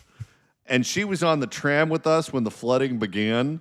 And you should have seen the panic attack that this woman had. Oh, no. Pooling into Dialogue Coffee. Watching that video, I try to, keep Dialogue on the right path. And this just isn't one of those things that you're thinking about that could happen. The co-owner showing us inside some of the destruction. Oh, boy. Now there's some water damage for you. Good luck getting your insurance company to pay out that claim. Basically took the entire area here all the way in the back. A massive, muddy mess that could cost... Massive, muddy mess. Seedorf, that is great alliteration. Tens of thousands of dollars. But have you started the process of looking at insurance or an attorney? We're trying to get... Biggest thing is making sure our staff is taken care of, get everything is cleaned up, and see what kind of damage we have. The water in this garage reaching 4 or 5 feet in lower spots, forcing trunks to pop open, even airbags to deploy. Holy cow! Oh, God. It looks like Hurricane Katrina just hit.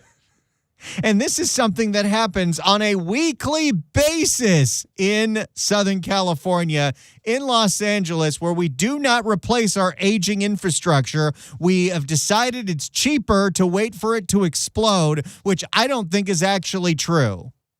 The mud, the debris, everything came in these structures and destroyed what was in here.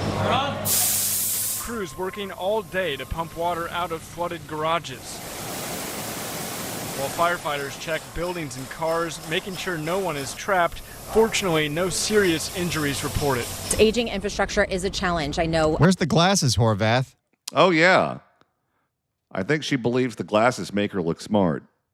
I served on the city council and as mayor here, and when I was on the council, we were talking about the aging infrastructure. Here's something that I did not know about West Hollywood until just today. West Hollywood does not actually have its own municipal water system. Half of it is Beverly Hills, and half of it is LADWP. Guess which half breaks all the time? My guess would be anything associated with the city of Los Angeles. And what we needed our partners regionally to do to make those kinds of investments. At the center of the mess, a 36-inch steel water transmission main that ruptured, causing extensive damage to the community and a giant sinkhole. Officials. What a disaster. Every day it's something new here. Digging it up to determine what caused the break, although the pipe. What caused the break was that it was 110 years old. We don't replace anything here, do we? We do not. We don't even replace our bad politicians. Was 110 years old. Any idea on how many of the DWP mains or pipes are about 100 years old like this? I don't have a number or accurate number to say. Of course not. Why would you know that? You're just with the LADWP. I love how he acts like he was just asked to count the number of jelly beans in the jar. But with our extensive mainline replacement program, we're going through that. We replace approximately 240,000 feet a year. There's like 70,000 miles worth of these things. That's nothing. Blocks of businesses shut down, left cleaning up. The flood might be over, but the recovery is just beginning. And because this was on Sunset, where it is a very inclined street in that part of town, it all got poured to one place. Oh, yeah. You know, we're talking about possibly doing a GoFundMe right now and probably going to be doing that next.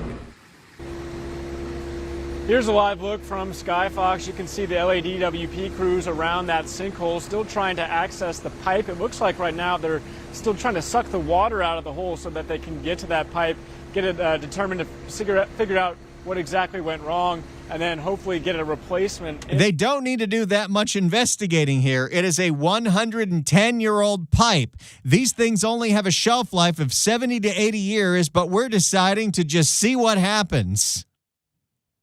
There's some good news to report tonight that officials say there's no water issues in this area. Everyone has running water tonight, although some might have low water pressure. We're live tonight in West Not a good night to wash your hair. Well, there's no shortage of water. It's just not where you want it. Hollywood. Matthew Seedorf, Fox 11 News. Matthew, if you didn't know better, you would think that it's a natural disaster, but this is a man-made one. Just tell us what it was like to be on the ground versus what we're seeing from the air. What impressed you the most? Yeah, I mean, like so many people, we woke up this morning and saw all that intense video, the cell phone footage of the water rushing down the hill. But I think getting out here and seeing it in person this evening, it's more widespread than you're picturing. The damage to all the parking garages out here, the low-lying areas, everything got covered in feet of water, and then sidewalks washed away. I mean, just think about the force that it was taking. And how this is going to take a hell of a long time to clean up. Yeah, no kidding. And that's right there on Sunset Boulevard. So stay away from that gaping hole if you're in West Hollywood. Not going to touch that one. long that was taking place. All right, Matthew, thank you so much. So there you go.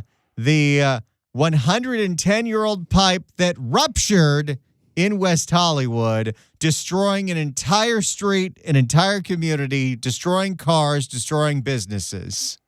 And just as Matthew Seedorf said, Randy, this is not uncommon. The pipes, the infrastructure in Los Angeles are old. Let's find out how old. Here is CBS LA. SkyCal of the work being done to make repairs to the water system and the cleanup across West Hollywood. CBS LA assignment editor Mike Rogers at the desk now. Mike, there's still so much work to do here. There's still so much work to do. The impact to the community is so incredible here that it's not going to happen. Let's take you live up to SkyCal right now where this work is being done. One of the major problems here, as we've reported, is because it was on Sunset Boulevard, Sunset is essentially on a hill. So as soon as that water main broke, it sent water all the way down into the region. This is DWP crews that are still working on this, and they're going to be able to be doing this for quite some time. I'll have Brian in the chopper. Fountain is going to become a literal fountain. It is. Pull out just a little bit so you can see kind of the grand scheme of things. I mean, they've not even gotten to the point where they've drained all of the water. This is a trunk line, as we have been telling you, and right now they are in the process. Boy, if you live anywhere near this part of town, that is going to be a traffic nightmare for weeks and weeks and weeks. Well, and it's not even just if you live in this specific area, because Waze and all the apps are now going to redirect everyone to the residential roads, and those are going to get clogged up. And they're known for being extremely narrow in West Hollywood to begin with. Back draining about 6 miles worth of that trunk line. So the line itself is not even empty yet, and then they can start doing the work to repair it. So we are still quite a distance away. The Sunset Boulevard here is a major thoroughfare, obviously through West Hollywood, Beverly Hills, and into the Hollywood area. These trunk lines that we're talking about, DWP has 547 miles of them. And yes, we are in the city of West Hollywood. That's where this is happening. But the city of West Hollywood themselves does not have a municipal water system. Half of the city is split between DWP, LA DWP, and the other half serviced by Beverly Hills. So can they change that so Beverly Hills takes care of all of it? West Hollywood is a tiny, tiny, tiny, tiny, tiny city in the middle of the West Side. They're reliant on LA for a lot of things. That's why we see these LADWP crews doing this work. And as we have talked about so many times throughout the years, there is a big concern over why these pipes get so old before they get replaced and then ultimately burst. And for that, because we like to waste our money on nonsense instead of the basics in Los Angeles. Turn to our CBS LA reporter, Joy Benedict. She's live there in West Hollywood with more on this ongoing issue of these aging pipes. Joy.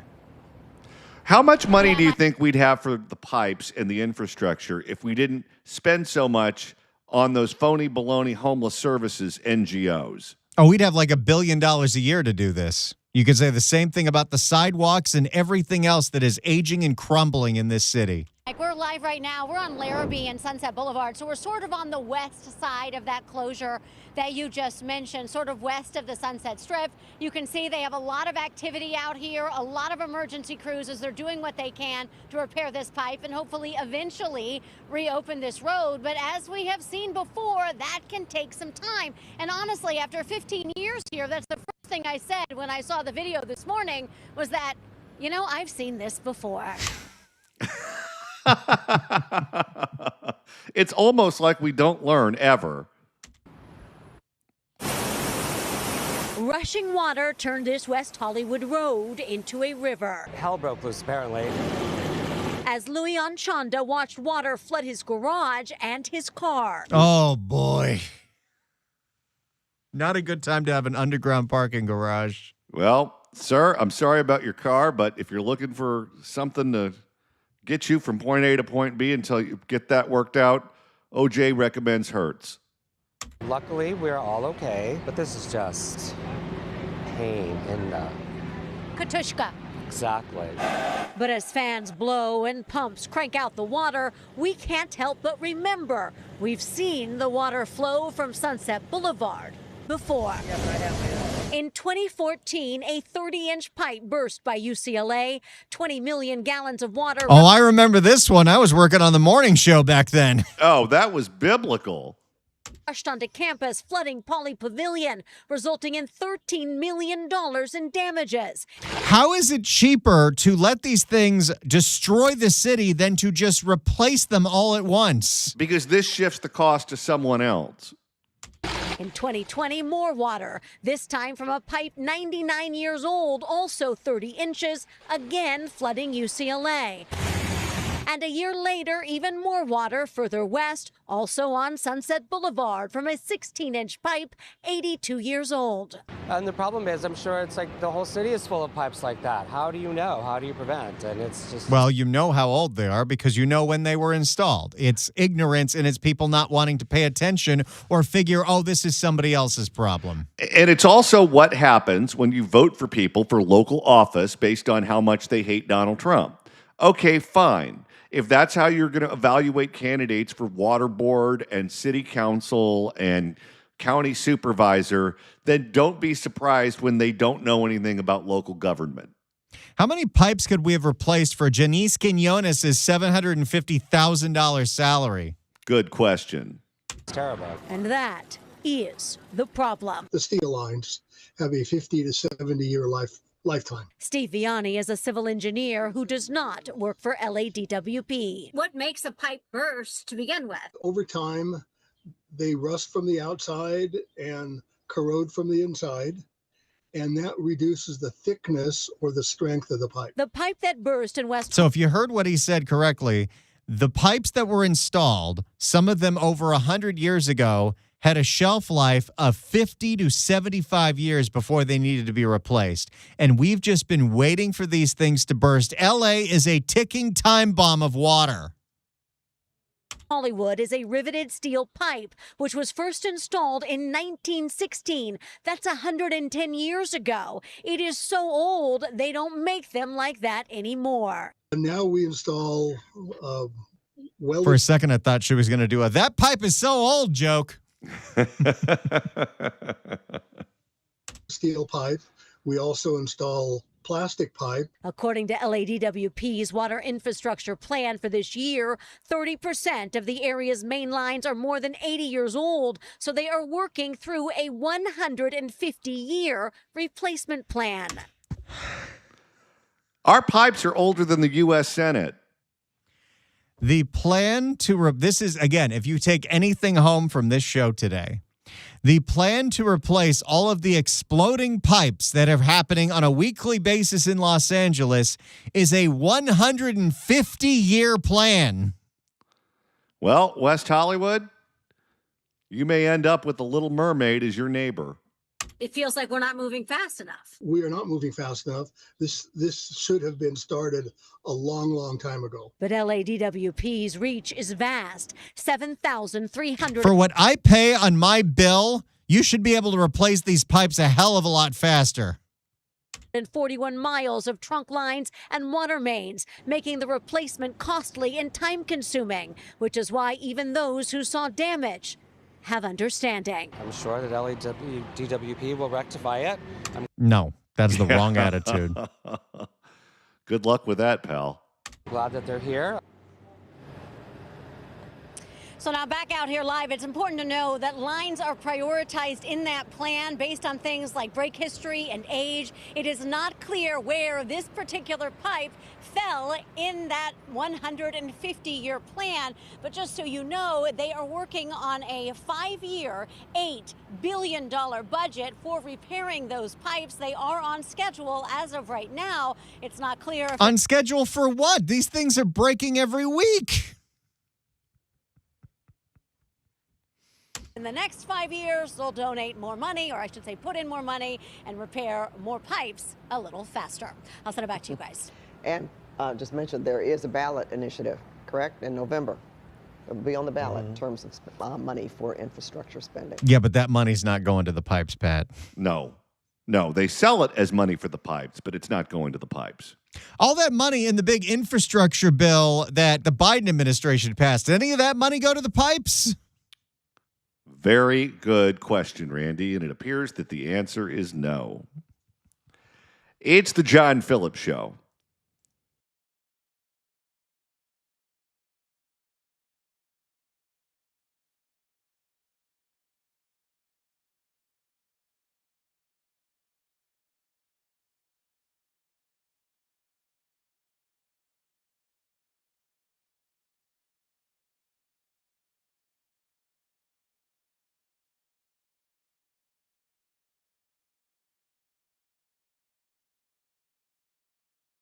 All right, this time I'm really going to talk about the Solar Infrared Grill.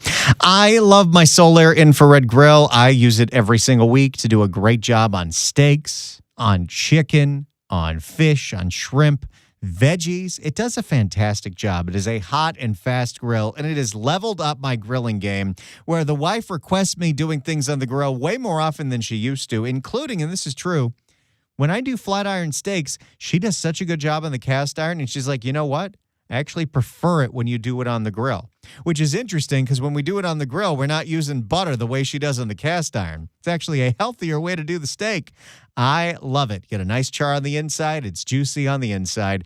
The Solar Infrared Grill is fantastic, but don't take my word for it. Go to the website, besthotgrill.com/Randy. Learn about the technology. Rhett Rasmussen has been making these things for a very long time, and he does a great job. besthotgrill.com/Randy.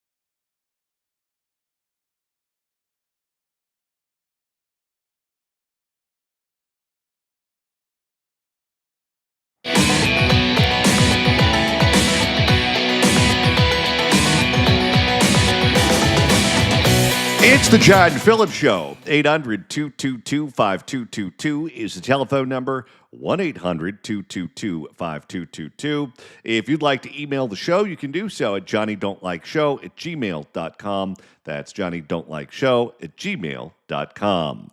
Randy, how are we doing on the likes and the subscriptions for the Accountability Podcast? Let's see how we're doing with the likes for today's show, which you can hit that like button, the big thumbs up at youtube.com/@RandyWangRadio. We're at 225 likes. And when it comes to subscribers for the Accountability Podcast, we are at 1,287. We're getting real close to 1,300. When we get to 2,500, you get that drop board all for yourself. And somebody asked, is the Jesse Jackson Ultima drop on it? Yes, it is. But you don't get the soundboard until we get to 2,500 subs. Coming up next, we're going to open up the California Crime Blotter. Don't you go anywhere.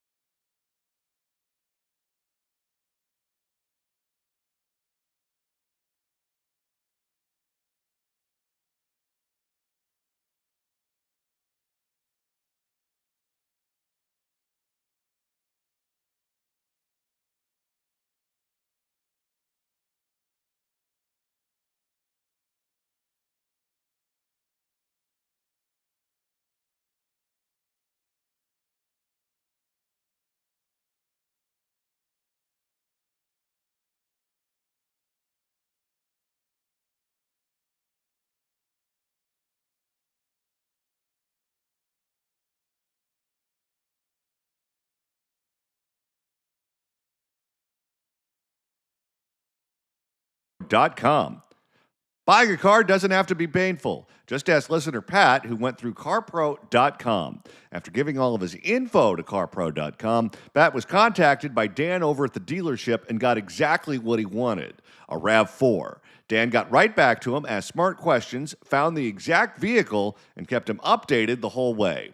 When he picked it up, Dan greeted him personally, introduced him to the team, and took him on a full test drive. They spent 30 minutes together after the sale, showing him all the features, the cameras, how to set everything up. He said it was the easiest car buying experience he's ever had, and he got great pricing. He's already recommending CarPro.com and the dealership to all of his coworkers and friends.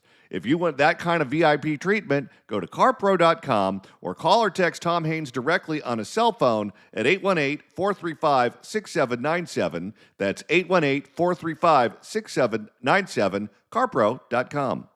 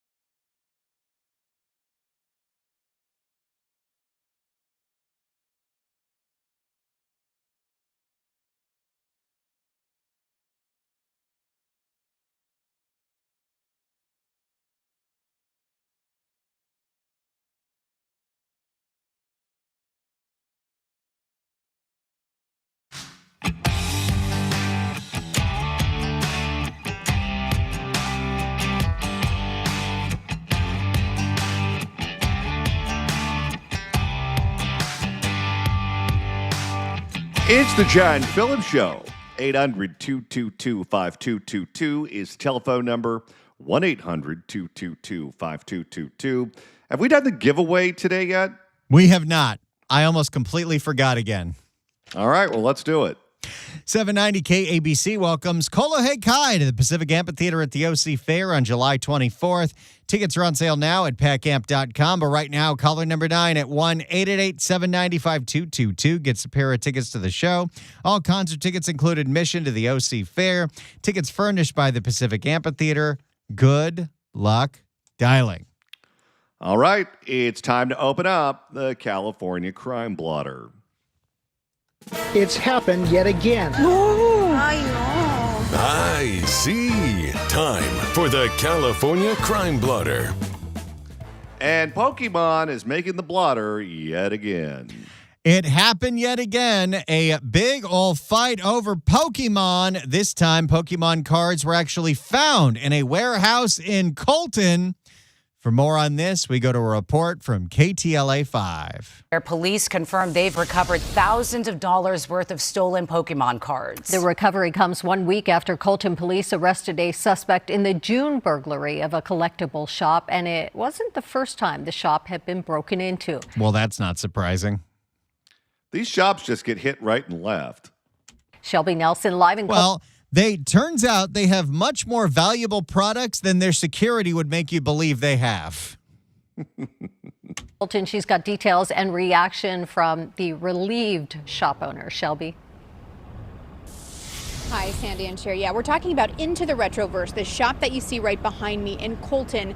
And in that surveillance video you're about to see, there are 2 suspects. Police here in Colton say they've arrested 1 person, but they are still investigating, and that is why they're still asking more people to come forward if they have information. There was a lot of ETBs like Burning Shadows, Evolving Skies. Collections of Pokemon cards. It's partly Okay, what that Javon guy Bernal looks has sold. exactly like what you would expect the owner of a Pokemon card shop to look like. Are you saying that he's a little bit of a stereotype? Just a tad. To help build his Colton business of 3 years. But his shop, Into the Retroverse, was just broken into again, and for the 4th time. 4? What are you, a jewelry shop? Come on. Runs in with a black bag with whom I believe is his relative. They start grabbing stuff. One of them is grabbing a Pokemon product. The other's grabbing a bunch of Magic the Gathering. Oh, wow, that's old school.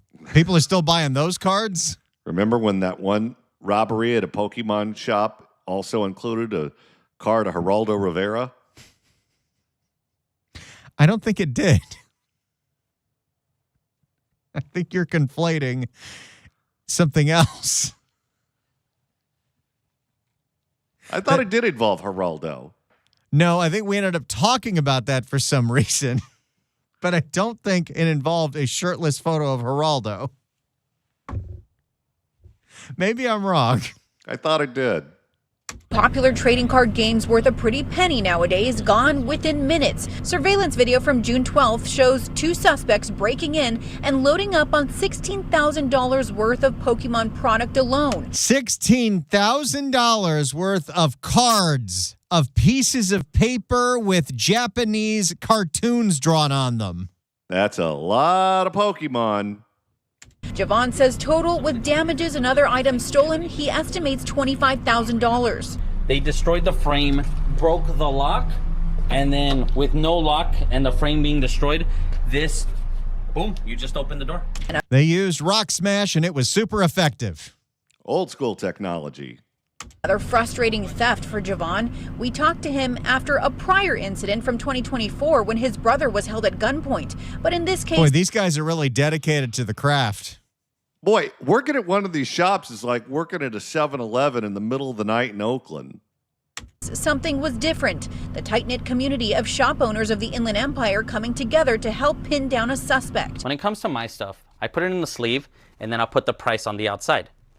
Apparently, I'm the only person that does that. I didn't realize that made me stand out. Javon says he received a few calls. Apparently, someone was trying to sell his product, and they recognized it. After some leads and Colton PD putting in their detective work, they arrested 35-year-old Anthony Ray Estevan of Rialto. Our detectives obtained a search warrant. Once we got to the house, you could see in the video that they made an entry. He brought his daughters in. He brought his son in. The San Bernardino County District. Wait, this guy robbed the store with his kids? I guess it's a family affair. Attorney filing charges, which includes 1 count of second-degree commercial burglary. You want to throw away your life for Pokemon? If you're going to steal and break into another store and think, oh, I'm good, clearly it didn't work out for him. That's because this story didn't happen in L.A. County. Nope. It's San Bernardino County. He might actually go to jail. Now, we're told Estevan is out on bail and has pleaded not guilty to all charges. You're on tape, dude. Maybe he's going to impregnate some more women so he can hit a bigger store 10 years from now. That he is facing. And I'm also told that burglary charge could hold a maximum sentence of 3 years. In the meantime... Well, let's see. Let's say that you stole $30,000 worth of cards. No, that's not worth it. You had to steal like $300,000 worth of cards. Maybe then the 3-year sentence would be worth it. Jovan is... What am I saying? None of it's worth it. Working to help fortify his business even more through the property owner. That is the very latest from Colton. I'm Shelby Nelson, KTLA 5 News. All right, Shelby, thank you. So there you go. $16,000 worth of Pokemon cards recovered after they busted a burglar. Another necktie for dear old dad. All right, Randy, it's time to reopen the blotter. If the cashier is dummy. We couldn't make this stuff up if we tried. I said, hell no, baby boy. Let me get up on out of here. It's the California Crime Blotter. And Randy, this one does have some similarities to If the Cashier is Dummy. That's because people stole $34,000 of fuel. If the cashier is dummy. For more on this, we go to CBS Sacramento. Fueling a felony. Thieves stole $34,000 worth of fuel from a Placer County gas station. Wait, is this Dutch Flat? You know who's from Dutch Flat? Who? Gavin. No kidding. Yeah. Suspects are from Vegas and Miami. That's why his kid is named Dutch. Is the idiot on the left wearing a Breathe Right strip? It sure looks like it. Thanks for staying with us at 10:30. I'm Marley Ginter. The sheriff's office says the two men started the operation in February. Ashley Williams is here with us now with how investigators believe they were able to even get that much fuel, Ashley. Yeah, my goodness. Marley, $34,000 worth of fuel. That is wild. The Placer County Sheriff's Office says since February and as late as last Friday, the two men were taking from the same station in Dutch Flat. It was last Friday. Officials say a security guard actually alerted them to the theft, spotting it in their cameras at the gas station. So wait, how were they doing this? Stealing it right out of the hole? Because that's what the cashier is dummy guys did. Before deputies could even get there, the two men had made their way down the hill to Roseville, where they were arrested. The sheriff's office says while they think the two men are responsible for all the thefts, they are still investigating. February and July, we know of at least 12 instances where gas was stolen from this same location. We identified a couple of vehicles that were consistently involved in these thefts. What do you think the cashier was doing? Probably scrolling on their phone. If the cashier is dummy. When deputies got up to the two men, they found a large... Maybe they were reading Gavin Newsom's book about his childhood in Dutch Flat and thinking, well, maybe I could be that guy.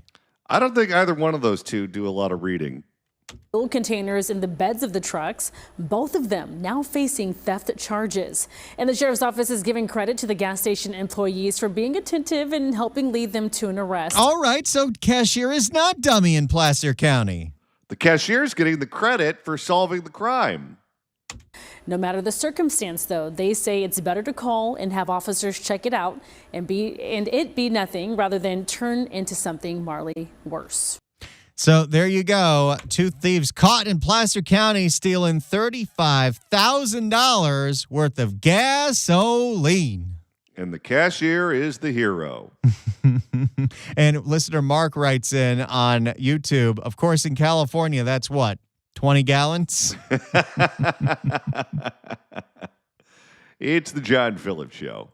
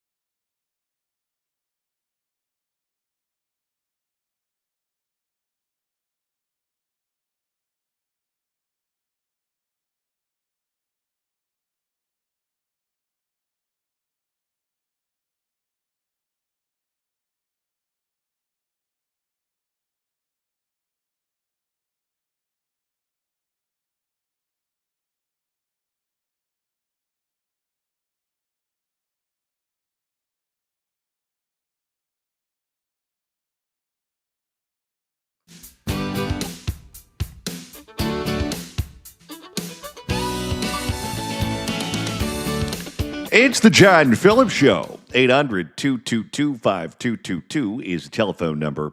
1-800-222-5222. If you'd like to email the show, you can do so at johnnydon'tlikeshow@gmail.com. That's johnnydon'tlikeshow@gmail.com. And Randy, you're monitoring the mailbag. Chris writes in at johnnydon'tlikeshow@gmail.com. Guys, I got a little perturbed listening to your fascination with YouTube and likes, and I went over to Monks and Merrill. Well, simply put, that lasted for 5 minutes. I promise I'll never leave you two again. Please forgive me. Look, as we launch this thing for the first couple of weeks, as new people are tuning in every 5 minutes, we're just trying to make sure everyone is educated on the new way to enjoy the show. But I'm glad that you sampled the competition and realized that you were right where you needed to be the whole time.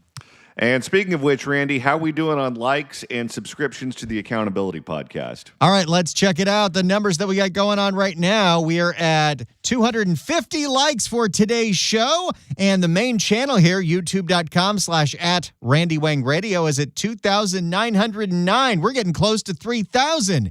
The Accountability Podcast channel, that is up to 1,289. If we can get that to 2,500, we are going to give you the free John Phillips Show soundboard forever, or at least the 2 years that I paid for it. You can play stuff like this whenever you want. I love the bus driver. While you're on the bus.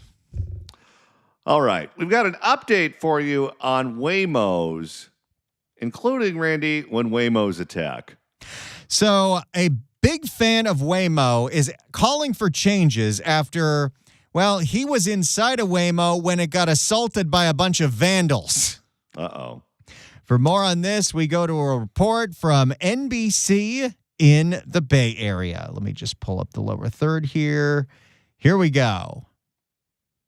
This was not the ride he was expecting. A San Francisco man who says he was once one of Waymo's biggest fans is now calling for major changes after saying he was trapped inside a driverless Waymo while it was being vandalized. He's demanding access to that surveillance video and wants Waymo to change its ways. Let's bring in investigative reporter. Now, wait a minute. If the Waymo gets attacked, is it the Waymo's fault or is it the kids who are attacking the Waymo's fault?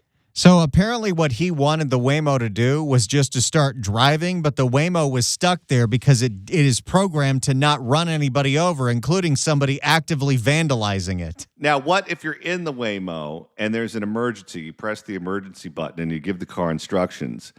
Like if that were me that was in the car when the car was being attacked, I'd let the car know there was an emergency and I would say, run them all over. Hilda. For years, Sherman Watson embraced the future of transportation, but after an alleged attack that had him fearing for his life, the trust is now gone. He's speaking They about busted the trust. His experience, hoping it leads to changes that better protect passengers when a ride takes a dangerous turn and there's no way out. It's not the first time, and I don't think it'll be their last. Until recently, Sherman Watson was one of Waymo's biggest supporters. The San Francisco business owner even shared videos of his driverless rides online, adding his own sense of humor. So Waymo, this girl you're interested in, she's not adding you to social media, and she won't call you unless it's after 10 p.m. All right, I'm starting to see why that clip of us talking about Karen Bass is getting so many clicks. Yeah, I hear this guy's considered to be a comedy legend in France. One thing about Waymo is there's no driver, which in certain cases is great because a lot of people don't like to talk to drivers or they feel uncomfortable. And the Waymos don't smell. No, they don't. But Watson says that empty driver's seat became a frightening liability during an early Saturday morning ride in May. After spending the evening with friends in the Marina District, he ordered a Waymo home. A few minutes into the trip, he says the car made a stop here at Pierce and Lombard Street. And everything changed. I was sitting at the intersection, front seat, by myself. I saw, I would categorize him as 25. He started walking towards the car, and I'm looking at him, and he's getting into the intersection, and his first thing he did, he grabbed the front bumper and he jerked it up. Whoa! Showing his superhuman strength, huh? Lifted a car up. Yep. Right then, I kind of froze. Moments later, Watson says another person joined in. He says the two began attacking the vehicle. Why? Because that's what crazy people do. Smashing began right away. And they were doing it in tandem. So one would come up, the other would go grab something. They put this like weird foam thing on top of the hood, and then they climbed up. They almost actually breached the windshield. Did they crack the windshield? This is a straight up horror movie right now. Yeah, no kidding. Stuck in a car with no way to go. Windshield, yeah. Just bashing it, like objects, kicking it, jumping on it. So I called 911. Waymo actually came on. Watson says he was stuck in the car watching it all unfold when someone You think from he got a Waymo call center in the Philippines? It's possible. came on the overhead speaker. The only thing they said is, we realize there's a problem with the vehicle. I said, yes, someone's trying to kill me. Oh my goodness. Oh boy. You get me out of here. Their response was, no, the car's obstructed. And I said, I'm literally looking in front of me on the street. There's nothing blocking me. Please get me out of here. Sorry. What the Oh my God! It's not the first time Waymo vehicles have been targeted. Why are you attacking us? Videos posted online show driverless cars being vandalized, tagged with graffiti, and even set on fire. That's what they did in Los Angeles during the ICE protests. I don't know what the Waymos had to do with it. But you know what would happen if the car ran these people over to get the passenger someplace safe? They would burn the town down. And you would see photographs of all of the people attacking the car in their cap and gown. And we'd hear story after story after story about what a pillar of the community they were, how they'd taken some wrong turns, but were just getting their life back together when the evil robot ran them over. You know what we need? We need Waymo to have a special button that you can activate in an emergency, turns the bumper into a cow catcher, and it's electrified. Yeah, just turn it into the Batmobile.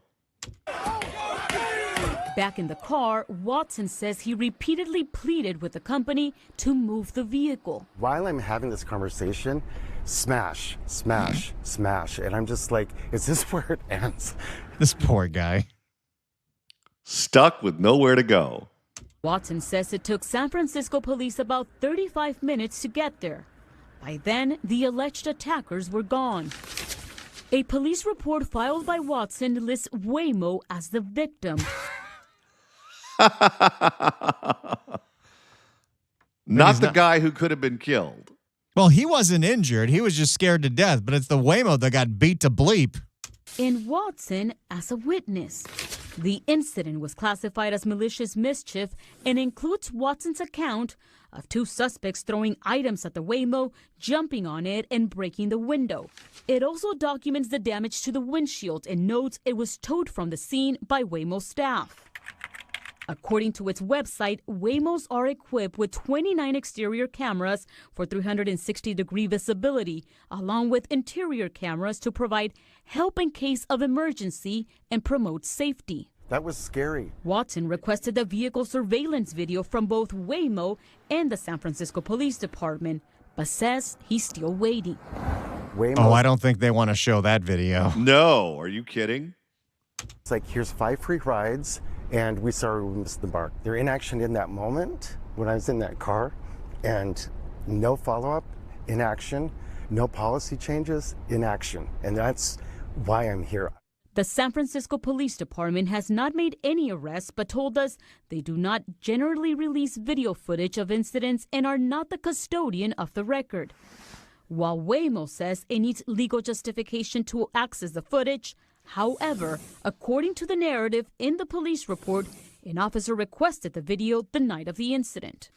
Waymo says statistically, its vehicles are much safer than those with human drivers. And that is true. But Watson says a driver would have changed the outcome. When you're Not necessarily. No.